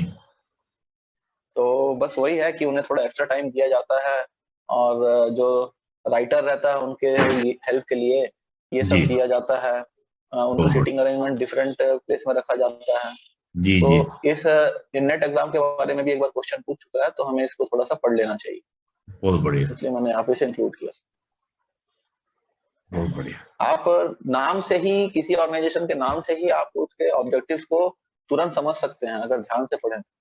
जी तो इसलिए नेम बहुत इंपॉर्टेंट है, नेम से ही आपके पास 2 नंबर के लायक मैटर तो आ जाता है। जी जी सर अब नेक्स्ट पेज सर। जी जैसे कि आईआईटी, जी। ऐसे बहुत सारे इंस्टीट्यूट जैसे हमें करने हैं, आईआईटी, एनआईटी, बहुत बढ़िया। आईआईएम, नेशनल जी लॉ यूनिवर्सिटी। तो मैंने एक जो सबसे प्रीमियम है आईआईटी को यहाँ जी पे इंक्लूड किया है। जी। तो आईआईटी जो था वो कैसे बना, उसका हिस्ट्री के बारे में हल्का सा ब्रीफ में मैंने फर्स्ट पैराग्राफ में लिखा है, आप देख सकते हैं। सबसे पहले आईआईटी खड़गपुर बना, फिर आईआईटी एक्ट आया। तो और टोटल 23 IITs हैं अभी। ठीक है सर। जी, बहुत बढ़िया। जी सर। अब जी IITs का इम्पोर्टेंस क्या है, जो जी नेक्स्ट हेडिंग है। जी जो IIT है वो टॉप बॉडी है एजुकेशन, जी इंजीनियरिंग एजुकेशन और रिसर्च के लिए। हमारे देश में सबसे टॉप बॉडी है। हर जी, एक स्टूडेंट का सपना होता है यहाँ पे पढ़ाई करने बिल्कुल। का। तो ये है। बिल्कुल। और इनके जो ग्रेजुएट्स रहते हैं और रिसर्च स्कॉलर्स रहते हैं वो वर्ल्ड वाइड रिनाउंड रहते हैं। जी बहुत जी, अच्छे अच्छे जगहों पे प्लेस्ड भी हैं और बहुत बढ़िया। वर्ल्ड लीडर्स हैं वो लोग अपने अपने फील्ड के। तो सही बात। इसलिए इम्पोर्टेंट है। फिर इसके बहुत बढ़िया। ऑब्जेक्टिव्स क्या है। वर्ल्ड जी क्लास एजुकेशन देना। जी ठीक है। रिसर्च एनकरेज करना। जी, फिर मॉडर्नाइजेशन ऑफ स्टडी और एक्सपेंशन जी ऑफ नॉलेज। बिल्कुल। अब सेम चीजें सर, जैसे कि मान लो अगर एनआईटी में पूछ लिया तो बहुत जी सारी चीजें सिमिलर ही रहेंगी, इसमें चेंज जी नहीं जी करना है। वो भी जी एक प्रीमियम इंस्टीट्यूट है जहाँ इंजीनियरिंग एजुकेशन दिया जाता है और रिसर्च एनकरेज किया जाता है। जी, बस यही है। अब बहुत सर बढ़िया। इसमें जैसे कि कभी ना क्रिटिसिज्म भी होता है। मैंने टेस्ट सीरीज में पढ़ा था कि आईआईटी को क्रिटिसाइज क्यों किया जाता है। तो मैंने जी, क्रिटिसिज्म के भी कारण लिखा था। बहुत जैसे बढ़िया। कि पहला है ब्रेन ड्रेन। सही तो जो बात है। ब्रेन ड्रेन होता है कि आईआईटी में हमारे जो प्रीमियम ब्रेन्स रहते हैं वो जाके पढ़ते हैं। उसके बाद अच्छे सैलरी पैकेज के लिए वो हमारे देश छोड़ के वेस्टर्न कंट्रीज की ओर पलायन कर जाते हैं। तो जी, उन अच्छे ब्रेन का फायदा हमारे देश की इकोनॉमी को नहीं मिल पाता है। तो बिल्कुल। ये एक प्रॉब्लम है। उसमें एक्चुअली ये दूसरा भी है सर ना इसका एंट्रेंस। आशुतोष जी, ब्रेन जी ड्रेन में एक सर। बात और मैं जोड़ दूंगा आपका। बड़ा अच्छा आपने बताया। जी सर। होता क्या है कि बहुत ज्यादा खर्चा होता है गवर्नमेंट का आईआईटीज को हम्म। ट्रेंड करने में, क्योंकि वहाँ जो प्रोफेसर्स हैं जी सर। बहुत सारे एक्सपेंसेस हैं। इतना गवर्नमेंट लेती नहीं है। तो गवर्नमेंट ने क्या किया, आपको ब्रेन को बनाया, अच्छा आपको तैयार किया, और फिर आप जाके दूसरे जी देश में सर। सेवा दे रहे हो। यानी जो आपके अंदर हम्म। क्वालिटी बनी उसको आपको इंडिया को देते हैं, तो इंडिया का काफी ज्यादा ये भला बड़ा होता अच्छा है। इशू है, बहुत अच्छा इशू है ये वाला। जी आगे। जी सर। आगे सर इसमें नेक्स्ट है एंट्रेंस कंपटीशन। जैसे एंट्रेंस जी कंपटीशन बहुत टफ है और इसके कुछ रीजनल सेंटर्स ही हैं जहाँ पे लोग जाके तैयारी करते हैं, जैसे कि कोटा, जो बिल्कुल पूरे इंडिया में बिल्कुल फेमस है। तो सर बिल्कुल इससे ये पता चलता है कि जो थोड़ा कैपेबल इंसान है, सक्षम व्यक्ति है, परिवार है, वही जाके कोटा में कोचिंग करेगा, बड़े शहरों में कोचिंग करेगा, तभी आईआईटी में जाएगा। दुर्गम क्षेत्र के जो गांव के बच्चे हैं उनके रिप्रेजेंटेशन थोड़े से कम। बिल्कुल बिल्कुल। तो ये दो क्रिटिसिज्म मैंने अपने समझ के ढूंढ के लिखा था गूगल से और दोस्तों से चर्चा करके। तो आप ये सही कह रहे क्रिटिसिज्म हैं, था हो गया। बिल्कुल सही कह रहे हैं। और आपने दिखाया भी, देखो फीस के ऊपर आपने अपर अपर साइड दिखाया हाँ हुआ है। फीस जी बहुत सर, ज्यादा फीस है। बहुत हाई है। हाँ जी, कोटा जी राजस्थान सर। बहुत बढ़िया। और सर एक बार क्वेश्चन पूछ चुका है कि आईआईटी में पोस्ट ग्रेजुएशन के लिए एंट्रेंस एग्जाम कौन कौन से होते हैं। जी जी, तो मैंने एंट्रेंस एग्जामिनेशन का भी नोट्स प्रिपेयर कर लिया था बहुत बढ़िया। कि उसमें लिखा है मैंने। देखेंगे आप, फर्स्ट पॉइंट यूजी के लिए जेई जी, मेंस होता है और जेई एडवांस होता है। बहुत बढ़िया। और पीजी के लिए सर देखिए, गेट होता है एक, जी जो हर ग्रेजुएट देता है। फिर एक जी जैम होता है। जी तो ये दो चीजें हैं, इनके बारे में ही पूछा गया था मेनली एग्जाम में 2018 या 19 पीएसटी में। जी जी, तो मैंने ऐसा नोट्स प्रिपेयर कर लिया। तो मैं स्टूडेंट्स को भी एडवाइस करूंगा कि प्रीमियम इंस्टीट्यूट जो है उनमें एंट्रेंस एग्जाम के बारे में भी नाम बस पता कर लें कौन से एग्जाम। बहुत बढ़िया। Sir next page sir. बिल्कुल बिल्कुल, AICTE। AICT sir. बहुत बढ़िया। एआईसीटी का भी देखिए, मैंने शुरुआत में एस्टेब्लिशमेंट डेट, फिर हेडक्वार्टर, जी और इसका काम क्या है, एडवाइजरी जी बॉडी है। और इसको जी, 1987 में कॉन्स्टिट्यूशनल स्टेटस मिला। बहुत बढ़िया। अब इसके वर्क्स क्या हैं। वर्क्स हम लोग देखेंगे कि प्लान बनाता है टेक्निकल एजुकेशन के लिए। फिर ये प्लानिंग और प्रिपरेशन और मेंटेनेंस करता है। और नॉर्म्स एंड स्टैंडर्ड, मतलब जो एजुकेशन के नॉर्म्स और स्टैंडर्ड है वो डिसाइड करता है एआईसीटी। बहुत बढ़िया। फिर एक्रीडिएशन भी देता है, एआईसीटी से अप्रूव्ड रहते हैं सारे कॉलेजेस। तो एक्रीडिएशन भी देता है क्वालिटी के लिए। कुछ के लिए फाइनेंशियल अरेंजमेंट भी करता है, मॉनिटरिंग वर्क भी करता है, डिग्री के इक्विवेलेंस को भी डिसाइड करता है। तो ये सारे जो इसके वर्क्स हैं, 7-8 मैंने जो यहाँ पे डिनोट किए हैं, वो अच्छे से कर लेने चाहिए। फिर लास्ट में सर मैंने जो पेंसिल से लिखा है वो थोड़ा देखिएगा, लास्ट में एकदम, जी, रिसेंटली स्टार्टेड बीटेक इन 11 रीजनल लैंग्वेज। तो बहुत मैंने जो बढ़िया। बोला था कि कोई करंट इवेंट है उसको भी अगर लिख लेना है, तो मैंने जी पेंसिल से लिखा था, पेन से नहीं लिख पाया था। तो जी। वो भी यहाँ पे ऐसे कहीं मिलता है, तो स्टूडेंट यहाँ नोट कर लें जिससे एडेड एडवांटेज रहेगा कि कुछ करंट इवेंट के बारे में भी स्टूडेंट को पता है तो वो लिख सकते हैं वहां पे। बहुत बढ़िया, बहुत बढ़िया। तो इस तरीके से सर मैंने नोट्स बनाया। और जी कोई पेज है क्या सर? अच्छा, नहीं नहीं, बस यही था। लास्ट है। और मैं यहाँ पे नोट्स मेकिंग के लिए एक और एडवाइस देना चाहूंगा सर, जी कि हमें ना नोट्स पेपर वाइज बनाने चाहिए। जैसे कि पेपर 7 है तो एक मोटी कॉपी ले लें, जी, लगभग 350-400 पेज की, बहुत बढ़िया। और उसी में ही उसके तीनों पार्ट हो, पार्ट 1 भी, पार्ट 2 भी, पार्ट 3 भी। जी तो इससे ये होता है कि अ, हम लोगों को जब रिवाइज करना है या जब भी पढ़ना है तो एक ही कॉपी खोलना है, बहुत बढ़िया। एक ही कॉपी लेके हम चलें, उससे सारे के सारे पार्ट, मतलब पूरा का पूरा 200 मार्क्स का पूरा कच्चा चिट्ठा उसमें ही लिखा हो, जिससे हमें टीचर को देखने की जरूरत ही ना पड़े। जी जी, बहुत बढ़िया। तो मैंने सारे नोट्स ऐसे ही प्रिपेयर किए थे। बस बहुत इंडियन बढ़िया। हिस्ट्री में ऐसा नहीं हो पाता है क्योंकि सिलेबस बहुत वास्ट है।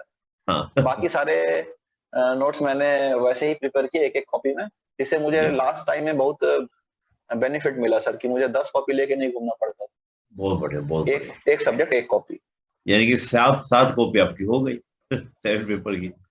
हाँ सर। अब बहुत 7 की जरूरत भी नहीं है सर, जैसे ऐसे और लैंग्वेज का तो थोड़ा सा अलग रहता है। 5 जी जीएस जी, है, उनके लिए 5 कॉपी में हो जाता है। बहुत बढ़िया, बहुत बढ़िया। फाइव जी जी सर। एस आपके मन में और 5 कुछ है तो, बहुत बढ़िया। आपके मन में और कुछ जो मेरे से छूट गया हो तो आप ऐड करवा दीजिए मुझसे, हाँ, तो नया अच्छा सोचिए, होगा आपने बड़ा स्टूडेंट्स अच्छा के लिए। बता दिया, क्योंकि हमने इसको पहले भी डिस्कस किया था पेपर 7 पे, और आज हमने नोट्स के जी साथ सर। डिस्कस कर लिया। तो मुझे लगता है ये जी सर। काफी हेल्पफुल हो गया है। और मैं तो ये सोच हम्म, रहा हूँ इन्होंने जो भी बना रहा है, कि एक दिन आप स्टूडेंट्स जी अगर सर। पेपर 7 में इंट्रोडक्शन भी कर लेंगे, थोड़ा सा, हाँ क्योंकि सर। स्टूडेंट्स के क्वेश्चन, क्योंकि हमारे मन में जो क्वेश्चन थे, आपके मन में जो बातें थी, वो तो सब हमने रख दिए। जो मेरे मन में जी था, सर। जी आपके मन सर। में था। तो मैं सोचा हूँ एक दिन जो हम लोग मेंटरशिप प्रोग्राम चला रहे हैं, उसमें एक दिन आप रूबरू हो जाएंगे स्टूडेंट्स के, तो एक बार पहले वो ये वीडियो बिल्कुल देख सर। लेंगे। वीडियो देखने के बाद फिर आपसे क्वेश्चंस करें तो ज्यादा बेटर उनके लिए भी रहेगा, और वो एक अच्छे जी सर। क्वेश्चन आ पाएंगे। ये तो अभी तो क्या हुआ, नोट्स कैसे बनाए, तो अब तो आपने दिखाई दिया नोट्स कैसे बने जी, कैसे नहीं है। तो बाद में फिर एक आप हम्म। मेंटरशिप उनको दे दीजिएगा, तो ये काफी अच्छा हो जाएगा। जी सर। और मुझे खुद अच्छा लगा जी सर, कि जब बिल्कुल। मैं देख रहा था नोट्स को, और खास तौर से जो आपने हम्म। वो क्रॉस साइड लगाए हुए थे, वो मुझे खुद जी याद आ रहा सर। था कि मैं जब पढ़ता था तो मैं भी कुछ ऐसे ही करता था, और बड़ा शानदार रहा। तो दोस्तों, आज जी सोच सर। जी जी का सर। हम आभार करते हैं कि आप लोगों के लिए, सभी के लिए समय निकाला सोच जी ने। और हम और भी पेपर का डिस्कशन ऐसे ही करेंगे, पूरे नोट्स के साथ, सिलेबस के साथ, सिलेबस में क्या पढ़ना चाहिए, नोट्स कैसे बनाने चाहिए, कौन सा एरिया, कोर एरिया इम्पोर्टेंट है, कौन सा एरिया इम्पोर्टेंट कम है, उन सब बातों को लेकर हम डिस्कशन करेंगे। और बाकी सभी पेपर के जी लिए भी सर। आशुतोष जी ने हमें कह दिया कि मैं बिल्कुल समय दूंगा। और दोस्तों, ये हमारे लिए नहीं दे रहे हैं, ये सब आपके लिए, कि भाई आप लोगों को हेल्प मिल सके, आप लोग बन सके। और एक अभी बड़ी अच्छी बात बोल दी आशुतोष जी ने, जब आईआईटी की बात चल रही थी, कि कई सारे एस्पिरेंट्स ऐसे थे जो ग्रामीण पृष्ठभूमि से होते हैं, वो अच्छी अच्छी कोचिंग में नहीं जा सकते, फीस पे नहीं कर सकते।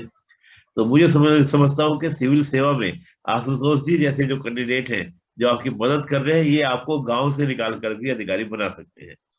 तो इनका जी बहुत सर, बहुत बिल्कुल धन्यवाद। सर। और दीपावली में कहते हैं ना कि दीपावली में हम घरों में तो उजाला कर ही रहे हैं, तो आशुतोष जी क्या कर रहे हैं कि आपके करियर के लिए भी एक दीप जला रहे हैं, पेपर 7 के बाद जला दिया है, बाकी और दीप भी हर पेपर का जलाने का प्रयास करेंगे, ऐसी हमें उम्मीद है। जी सर।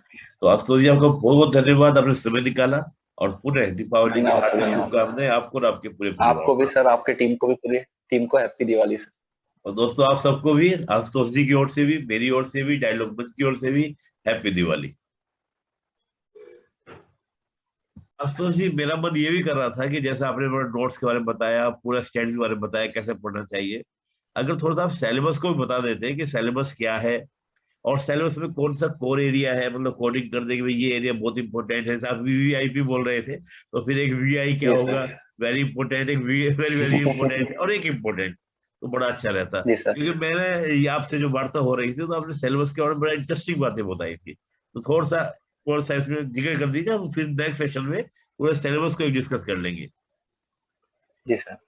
सर, जैसे कि सिलेबस जो हम लोगों को मिलता है सर, जो नोटिफिकेशन के साथ आता है, बहुत उसमें बढ़िया। सर वो लाइन वाइज छोटा छोटा छोटा छोटा लिखा होता है। हाँ जी, हाँ तो जी। जब मैं उसे कोई टॉपिक को पढ़ता था तो टिक करता था। जी एक बार टिक करने में तो ठीक लगता था, दूसरे बार टिक करने से फिर वहां पे जगह नहीं बचता था, वो पूरा कचरा सा लगने लगता था। तो मैंने सोचा सर कि ये मेरे लिए वर्क नहीं कर रहा है और सिलेबस बहुत इंपॉर्टेंट चीज है। जी तो जी। मैंने खुद से ही सारे सिलेबस उसी को देख के ऐसे फॉर्मेट में टाइप किया जो मुझे पढ़ने में आसानी लगे, जिससे मुझे फायदा हो। तो मैं आपको अभी दिखाना चाहूंगा जी कि मैंने कैसा किया था। जैसे पेपर जी। 7 का ये सर, ये पार्ट 1 है। तो बहुत इसको बढ़िया। मैंने ऐसे डिनोट कर लिया है जी। सारे के सारे चीजों को। बहुत और बढ़िया। फिर पार्ट 2 भी दिखा रहा हूँ मैं। जी। जैसे ये फिर पार्ट 2 है। बहुत तो मैं बढ़िया। इनसे ही पढ़ता था और जी। इसी पे ही टिक मारता था मेरा। और कुछ ये हो एक्स्ट्रा गया। करना है या छूट गया है, सारी जी चीजें जी। मैं यही कर लेता था। मेरे पास बहुत पेज भी बढ़िया। था और ये बहुत जी। स्ट्रक्चर्ड वे में दिखता है। और बिल्कुल साथ ही बिल्कुल सर बिल्कुल। ये इसका पार्ट 3 भी है। बहुत बढ़िया। मतलब सारी आपने चीजें खुद इसमें कंप्लीट। पूरे सिलेबस को आपने टाइप किया खुद, और फिर उसका आपने प्रिंट जी आउट सर, जी सर, निकलवाया? पूरा। जी सर, तो जी मुझे सर। तो लगता है कि इसको आप अच्छे से सिलेबस को कर पाए होंगे, फिर तो अच्छे से तैयार भी कर पाए होंगे। हाँ सर, पूरा सिलेबस लिखने के दौरान, टाइप करने के दौरान आधे सिलेबस तो मुझे ऐसे ही याद हो गया कि कहाँ पे क्या क्या है। बहुत बढ़िया। और ये मुझे परीक्षा में लाभ भी मिला होगा इससे तो आपको बहुत ज्यादा। सर मैं तो ये बोलना चाहूंगा कि सर हर पेपर में कि जी। मैं 5-5 मार्क्स सर इस बनाए हुए सिलेबस को मैं देना चाहूंगा। इसकी जी। वजह से मेरे 5-5 मार्क्स हर पेपर में एक्स्ट्रा आए होंगे एटलीस्ट। बहुत बढ़िया। बहुत बहुत बढ़िया। हेल्पफुल था सर मेरे लिए। बहुत बढ़िया। मुझे खुद ऐसा लग रहा है कि देख के कि अगर इसको हम लोग समझे, क्या था अलग जी अलग सर। बॉक्सेस बनाए हुए हैं, टॉपिक्स के अलग अलग हम्म, बॉक्स बनाए हुए हैं, तो उसके साथ इम्पोर्टेंट कौन सा इम्पोर्टेंट है कौन सा इम्पोर्टेंट नहीं है, ये आपने बनाया होगा। जी। हाँ सर, उसका एक किस टाइप के टॉपिक है उसका भी अलग से है, फिर वो जो इम्पोर्टेंट भी सर उसमें पता चल जाता है पढ़ते हुए। बहुत बढ़िया। बहुत बढ़िया। देखिए दोस्तों, ये होता है लेबर, और जो लेबर दिखती है दोस्तों, मैं तो फर्स्ट टाइम सुन रहा हूँ, क्योंकि मैं खुद स्टोर काफी सालों से कर भी रहा हूँ, मिल भी रहा हूँ। तो मैंने पहले कभी जी देखा, सर। मैंने ये तो देखा है कि हैंड रिटन लोग स्टूडेंट्स लिख लेते हैं, बना लेते हैं। लेकिन ये तो आज सोचिए ने हम्म। कमाल कर दिया, तो टाइप करके बनाया, यानी कि टेक्नोलॉजी जी का सर। प्रयोग किया गया, टाइप किया, सबको बनाया, प्रिंट आउट निकाला। बड़ा सुंदर है। तो मैं तो ये चाहूंगा, सोचिए पेपर 7 पर भी जैसे हम लोग सभी पेपर पे कर ही रहे हैं, तो मैं सिलेबस जी ये सर। चाहूंगा कि प्लीज ये पिक्चर आप देते तो स्टूडेंट्स के लिए बड़े लाभकारी होता।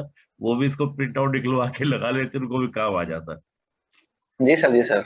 और मैं छोटे इसमें सर छोटे। एक दो चीजें अभी ऐड कर रहा हूँ। जी जी। थोड़ा सा बचा है, फिर मैं इशू कर दूंगा सर, ताकि सारे बिल्कुल स्टूडेंट्स को प्रॉफिट हो। बिल्कुल। और उसको ये भी हम कल थोड़ा सा डिस्कशन भी करा दीजिएगा कि सिलेबस में ये जी टॉपिक सर। ज्यादा इंपॉर्टेंट है, ये कम है, जो आप वीवीआईपी वीआई, तो उसको थोड़ा सा बता देंगे तो बहुत इंटरेस्टिंग है ये चीज, बच्चों के लिए लाभकारी, जी सर। इंटरेस्टिंग तो है ही, लाभकारी भी रहेगी उनके लिए। बिल्कुल बिल्कुल, मैं करवा दूंगा। तो बहुत बहुत धन्यवाद आप जी, आपका धन्यवाद। धन्यवाद सर। स्वागत करता हूँ। और दोस्तों, आज जिस हम मुद्दे पर चर्चा करने वाले हैं, टॉपिक चर्चा करने वाले हैं, वो चर्चा का विषय है कि जो सीजीपीएससी का मेंस का पेपर नंबर 7 है, उसका सिलेबस, सिलेबस क्या है। और सिलेबस को भी मैं थोड़ा सा यहाँ पे बात कहना चाहूंगा कि जो हमारे साथ जुड़े हुए हैं आशुतोष कुमार देवांगन जी, आशुतोष जी ने पूरे सिलेबस को अपने अकॉर्डिंग डिजाइन किया, और केवल डिजाइन ही नहीं किया बल्कि उसको टाइप भी किया। तो आप जानते हो, मैंने लास्ट में रिक्वेस्ट भी की थी आशुतोष जी से कि प्लीज वो जो आपने पूरा डिजाइन किया है उसको आप हमें दीजिए। आशुतोष जी ने दिया, और आज वो आपके साथ पूरा सिलेबस डिस्कस करने वाले हैं कि सिलेबस में कौन से टॉपिक बहुत इंपॉर्टेंट है, कौन वीवीआईपी है, कौन वीआई है, और कौन इंपॉर्टेंट है। तो आशुतोष जी, आपका बहुत बहुत स्वागत इस सिलेबस वाले प्रोग्राम के अंदर।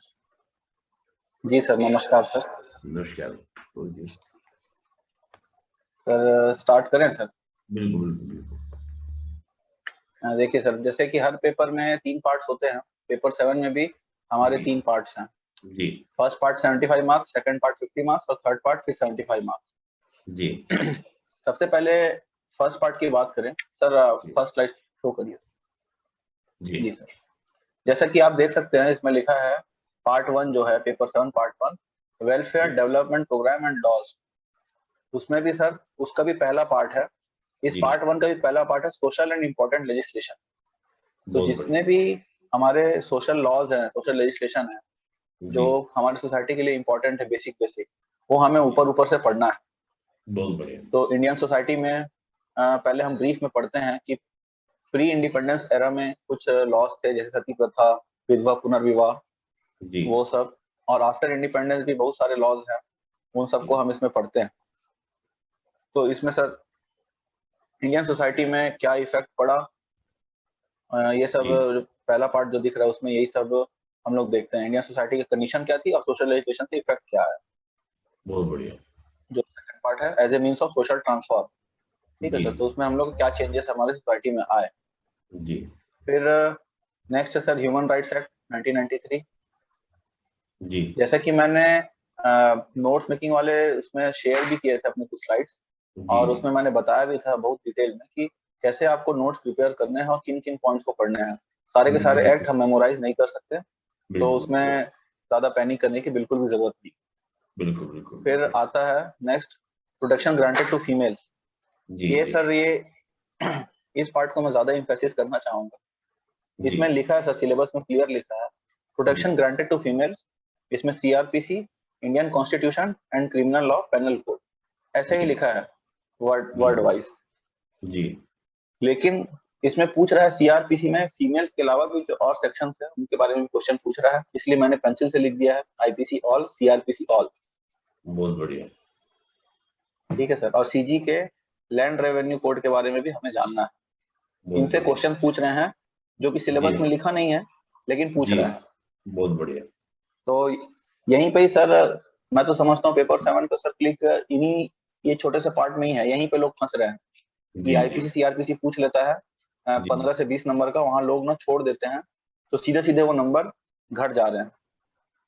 लेकिन फिर भी बहुत मैं इसमें ये कहना चाहूंगा कि जहां तक कि आपको याद है आप कुछ ना कुछ में लिखिए, इररिलेवेंट मत लिखिए, लेकिन एक अनबायस्ड आंसर आप जरूर अटेम्प्ट करिए, क्योंकि अगर आधा आधा नंबर भी आपको सब में से मिल जाता है तो आप हम्म। सिलेक्शन लिस्ट में इन और आउट हो सकते हैं, और क्लास 2 से क्लास 3 का पोस्ट में भी डिफरेंस आ सकता है। तो मेरा बिल्कुल एडवाइस है कि आप ब्लैंक मत छोड़िए।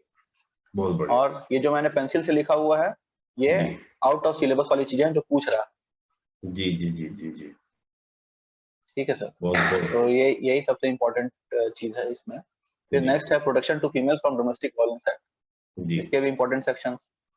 फिर जी एसटी प्रिवेंशन, एट्रोसिटीज प्रिवेंशन, जी आरटीआई, इन सारी चीजों में वही बेसिक बेसिक चीजें ही हमें पढ़नी है जो जी मैंने एक नोट्स में दिखाया हुआ था और बताया है, बस बिल्कुल वही सब बिल्कुल सेक्शंस पढ़ने हैं। बिल्कुल बिल्कुल बिल्कुल और जैसे कि पहले भी बोला कि सब में पब्लिक प्रोसिक्यूटर के लिए व्यवस्था की गई है और स्पेशल कोर्ट की भी व्यवस्था की गई है, तो लगभग सारी चीजों में ये कॉमन ही है। बहुत बढ़िया। ठीक है सर, तो इस प्रकार से मैंने जितने भी एक्ट्स इसमें लिस्ट आउट किए हैं सबके ऊपर ऊपर से सेक्शन हमें एक बार गो थ्रू कर लेना है। बिल्कुल बिल्कुल और सर अब इसमें आते हैं पार्ट 1 के पार्ट 2 में, इन रेफरेंस टू छत्तीसगढ़। जी इसमें लिखा है customary various laws plus acts in CG. तो एक्ट्स इन सीजी में दो तीन ही एक्ट हमें पढ़ते हैं, जैसे कि छत्तीसगढ़ लोक सेवा गारंटी अधिनियम और छत्तीसगढ़ खाद्य एवं पोषण सुरक्षा अधिनियम, टोनी जी प्रताड़ना अधिनियम, यही तीन जी हम जनरली पढ़ते हैं। जी और कस्टमरी लॉ इस बार ना डायरेक्ट क्वेश्चन पूछ ही लिया था 2 नंबर में, व्हाट इज कस्टमरी लॉ। जी तो ये लोग सोच रहे थे कि अरे तो सिलेबस में है ही नहीं, कुछ भी क्वेश्चन पूछ रहा है, लेकिन आप देख सकते हैं सर वो पूरा एज इट इज वर्ड उठा के क्वेश्चन पूछा है। तो हम्म। इसलिए ये मुझे फायदा हुआ, यहाँ पे मैंने लिखा हुआ था, मुझे याद था कि सिलेबस में ये शब्द तो है, तो मैंने थोड़ा बहुत बहुत जो मुझे बढ़िया। समझ था वो मैंने लिखा, बहुत और बढ़िया। आशा करता हूँ कि मुझे कुछ मार्क्स तो मिले ही होंगे। बिल्कुल बिल्कुल बिल्कुल। फिर फिर welfare and development impact on residents of state. जी जी सर नेक्स्ट पेज। फिर welfare schemes of Chhattisgarh government, ये इसका पार्ट 3 है, मतलब जी पेपर 7 के पार्ट 1 का थर्ड सेक्शन। बहुत तो बढ़िया। पार्ट 1 भी 3 चीजों में डिवाइडेड है। जी और ये जो लास्ट वाला जो सेक्शन है welfare schemes of Chhattisgarh government, ये उस जी 75 मार्क्स में सबसे बड़ा मेजर सेक्शन इसी का ही है, पूरा का पूरा, मतलब वीवीआईएमपी आप इसे बोल सकते हैं। इससे ही ज्यादा क्वेश्चन पूछेंगे, पिछले 2 चीजें हैं उनमें से वेटेज बहुत कम आता है, जी ज्यादा इधर उधर की चीजें नहीं पूछ रहा है। अगर आप हम क्वेश्चन पेपर का एनालिसिस करें लास्ट 3 ईयर्स का, तो जी इनसे ही ज्यादा क्वेश्चन पूछना है। तो मैं जी स्टूडेंट्स को कहूंगा इस पार्ट को बहुत अच्छे से स्ट्रॉन्ग रखिए ताकि आपके अच्छे से अच्छे मार्क्स स्कोर हो सके। हम्म। जी ठीक है सर, जी तो इस तरीके से पार्ट 1 कंप्लीट हुआ। जी अब सेकंड पार्ट आता है आईआर जी और इवेंट एंड स्पोर्ट्स। जी तो इसमें सर लिखा तो देखा जाए तो सिलेबस में ना सिर्फ इतने ही ऐसे सीधा सीधा लिख दिया है, यूएन प्लस जी। Associated organisation. ओके लेकिन ओके। मैंने देखा कि मैंने टोटल कितने ऑर्गेनाइजेशन कभी लिखे हैं, तो अराउंड 45 टू 50 ऑर्गेनाइजेशन लिखे हैं बहुत नोट्स में, बढ़िया। जो बहुत फ्रेंड बढ़िया। के साथ डिस्कस करके। लेकिन सारे के सारे इंपॉर्टेंट नहीं और पूछ नहीं रहा है, फिर भी हमें जी। प्रिपरेशन तो रखना चाहिए। जो बहुत बड़े बढ़िया। और इम्पोर्टेंट ऑर्गेनाइजेशन हैं, जी जिनको सिलेबस में लिखा हुआ है, जी। उन्हें हमें बहुत डिटेल में पढ़ के रखना है। और बहुत बढ़िया। बाकी और जो ऑर्गेनाइजेशन हैं, उनके अराउंड 60 टू 100 वर्ड्स का प्रिपरेशन हमें रखना चाहिए।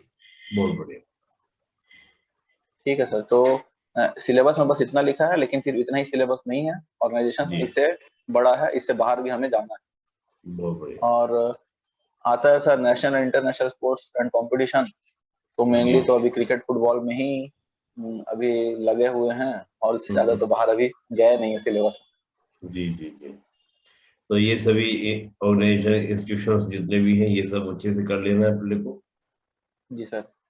जितने जो लिखे हुए हैं सिलेबस में, उनको तो बहुत अच्छे से 100% अराउंड प्रिपेयर करना ही है। बिल्कुल बिल्कुल बिल्कुल। लेकिन जो नहीं भी लिखे हैं, और भी बहुत सारे ऑर्गेनाइजेशन हैं, जब आप बिल्कुल। कोई बुक रेफर करेंगे और फ्रेंड्स के साथ डिस्कस करेंगे, तो पता चलेगा आपको बहुत सारी चीजें। जैसे इसमें सर मैं बता दें, एक जी। ब्रिमस्टेक नहीं लिखा है, आसियान नहीं लिखा है, बिल्कुल। एससीओ नहीं लिखा है। तो हम्म। ये चीजें हमें करनी है, लेकिन लिखा हुआ नहीं। ये रीजनल रूप में आ जाता G7 है G8 ना। नहीं लिखा है। हम्म। हम्म। तो जी। हाँ, आते तो रीजनल में, लेकिन सर हम इसमें डायरेक्टली नहीं लिखा है ना, बिल्कुल तो बिल्कुल कई स्टूडेंट स्किप कर देते हैं। तो बिल्कुल। इस और तरीके जितने से नाम ये बोले हुआ हैं वो सर। बहुत अब इंपॉर्टेंट है, आशुतोष जी ने जो नाम बोले हैं वो सब बहुत इंपॉर्टेंट है। जी सर, जी सर, बहुत इम्पोर्टेंट। जी।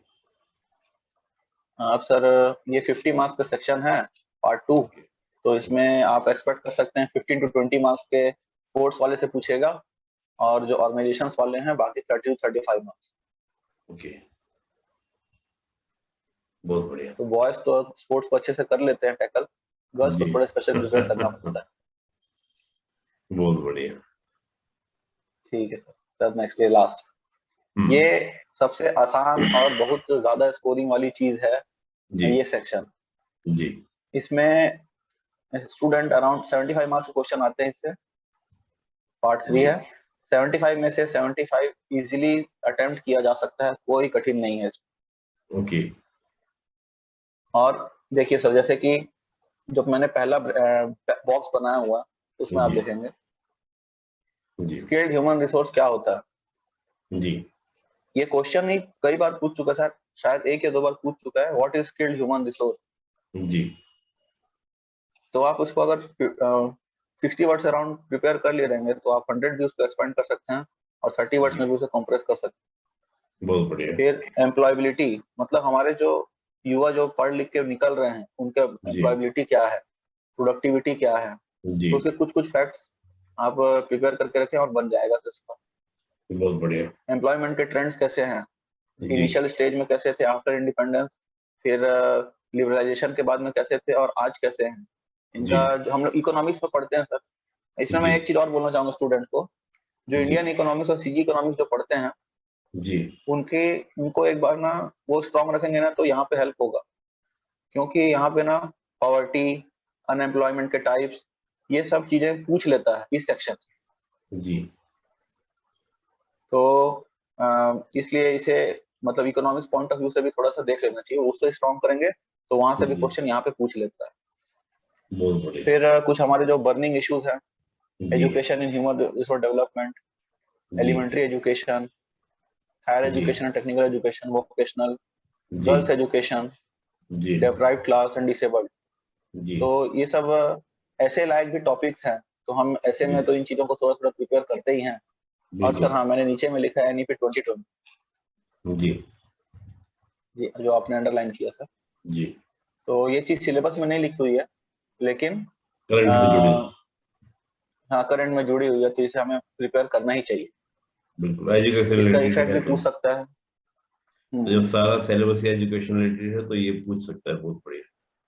बिल्कुल। पूछा भी गया है सर इसे, बिल्कुल बिल्कुल। तो इसे भी प्रिपेयर करें। फिर जी जो इस साइड में सर, राइट साइड में जो सारे मैंने लिस्ट बनाए हुए हैं, जी 14 जो है उसमें टोटल पॉइंट।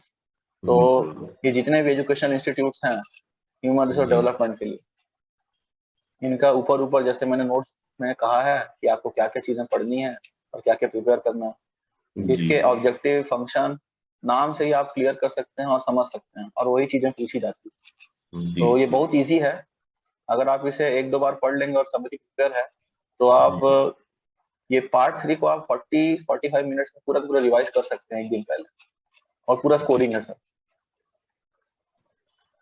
अगर समरी बना के रखे हैं 2-3 बार पढ़ के अगर समरी बन गया है, जैसे मैंने समरी नोट्स शेयर किया हुआ था वीडियो में, तो उस तरीके के अगर नोट्स आप प्रिपेयर करेंगे तो बहुत फास्ट आपका रिवीजन हो जाए। तो ये था सर पेपर 7 का ट्रिक, और जो मेरा एक्सपीरियंस था मैंने कैसे प्रिपेयर किया, और मुझे 111 मार्क्स मिले जो एक डिसेंट मार्क्स मैं समझता हूँ। तो बड़े प्यारे मार्क्स हैं। बड़े अच्छे मार्क्स मिले हैं। मेरा ये नॉलेज और बाकी स्टूडेंट्स अपकमिंग एस्पिरेंट्स के काम आए और वो भी अच्छे मार्क्स स्कोर करके ऑफिसर बने, तो मुझे खुशी होगी। बहुत बहुत अच्छा। और देखिए यही एक सोशल कमिटमेंट होता है जिसको आशुतोष जी कर रहे हैं। और दोस्तों पूरी वीडियो में आप देखेंगे कि पेपर 7 को 3 पार्ट्स में हम लोगों ने किया है। पेपर 7 में पार्ट 3 में पूरी हमने स्ट्रेटजी की चर्चा की है। एक में पूरा आशुतोष जी ने अपने नोट्स को दिखाया है, तीनों जो पार्ट थे जो पूरे कैसे कैसे नोट्स बनने चाहिए, कैसे उनको प्रिडिक्ट करना चाहिए। और लास्ट में मैंने निवेदन किया था, आशुतोष जी ने उस निवेदन को एकदम पूरा किया। और ये था कि सिलेबस को थोड़ा सा डिजाइन करके जो उन्होंने किया था वो आप शो हो जाए। तो जैसा आशुतोष जी ने कहा कि बिल्कुल, और मैं पूरे विश्वास से कह सकता हूँ कि अगर इस वीडियो को आप 1-2 बार अच्छे से सुनेंगे, सारे पॉइंट्स को आप नोट करेंगे, नोटबुक पे नोट बनाएंगे, और फिर उसके अकॉर्डिंग आप अपना पूरा क्या करें प्रिपरेशन करेंगे, तो डेफिनेटली आपको भी एक अच्छे मार्क्स मिलेंगे। और पेपर 7 का क्योंकि मैं देख रहा हूँ काफी समय से मैं कैंडिडेट से जुड़ा हूँ जो सिलेक्टेड हुए हैं, तो उन सभी के लिए क्या पेपर 7 काफी टफ रहा। सभी ने कहा कि नया है, काफी टफ है, एक्स में बड़ा कंफ्यूजन होता है। लेकिन मुझे लगता है कि इस स्ट्रेटजी को आप फॉलो करेंगे तो आपको इस प्रकार की परेशानी नहीं होगी, और जल्दी आप फिर सिलेक्ट होंगे। और आप आशुतोष जी को शुभकामनाएं देना मत भूलिएगा, इनको विश दीजिएगा। बहुत बहुत धन्यवाद आशुतोष जी आपका, आपके उज्जवल भविष्य की हार्दिक शुभकामनाएं। बहुत बहुत धन्यवाद। Thank you.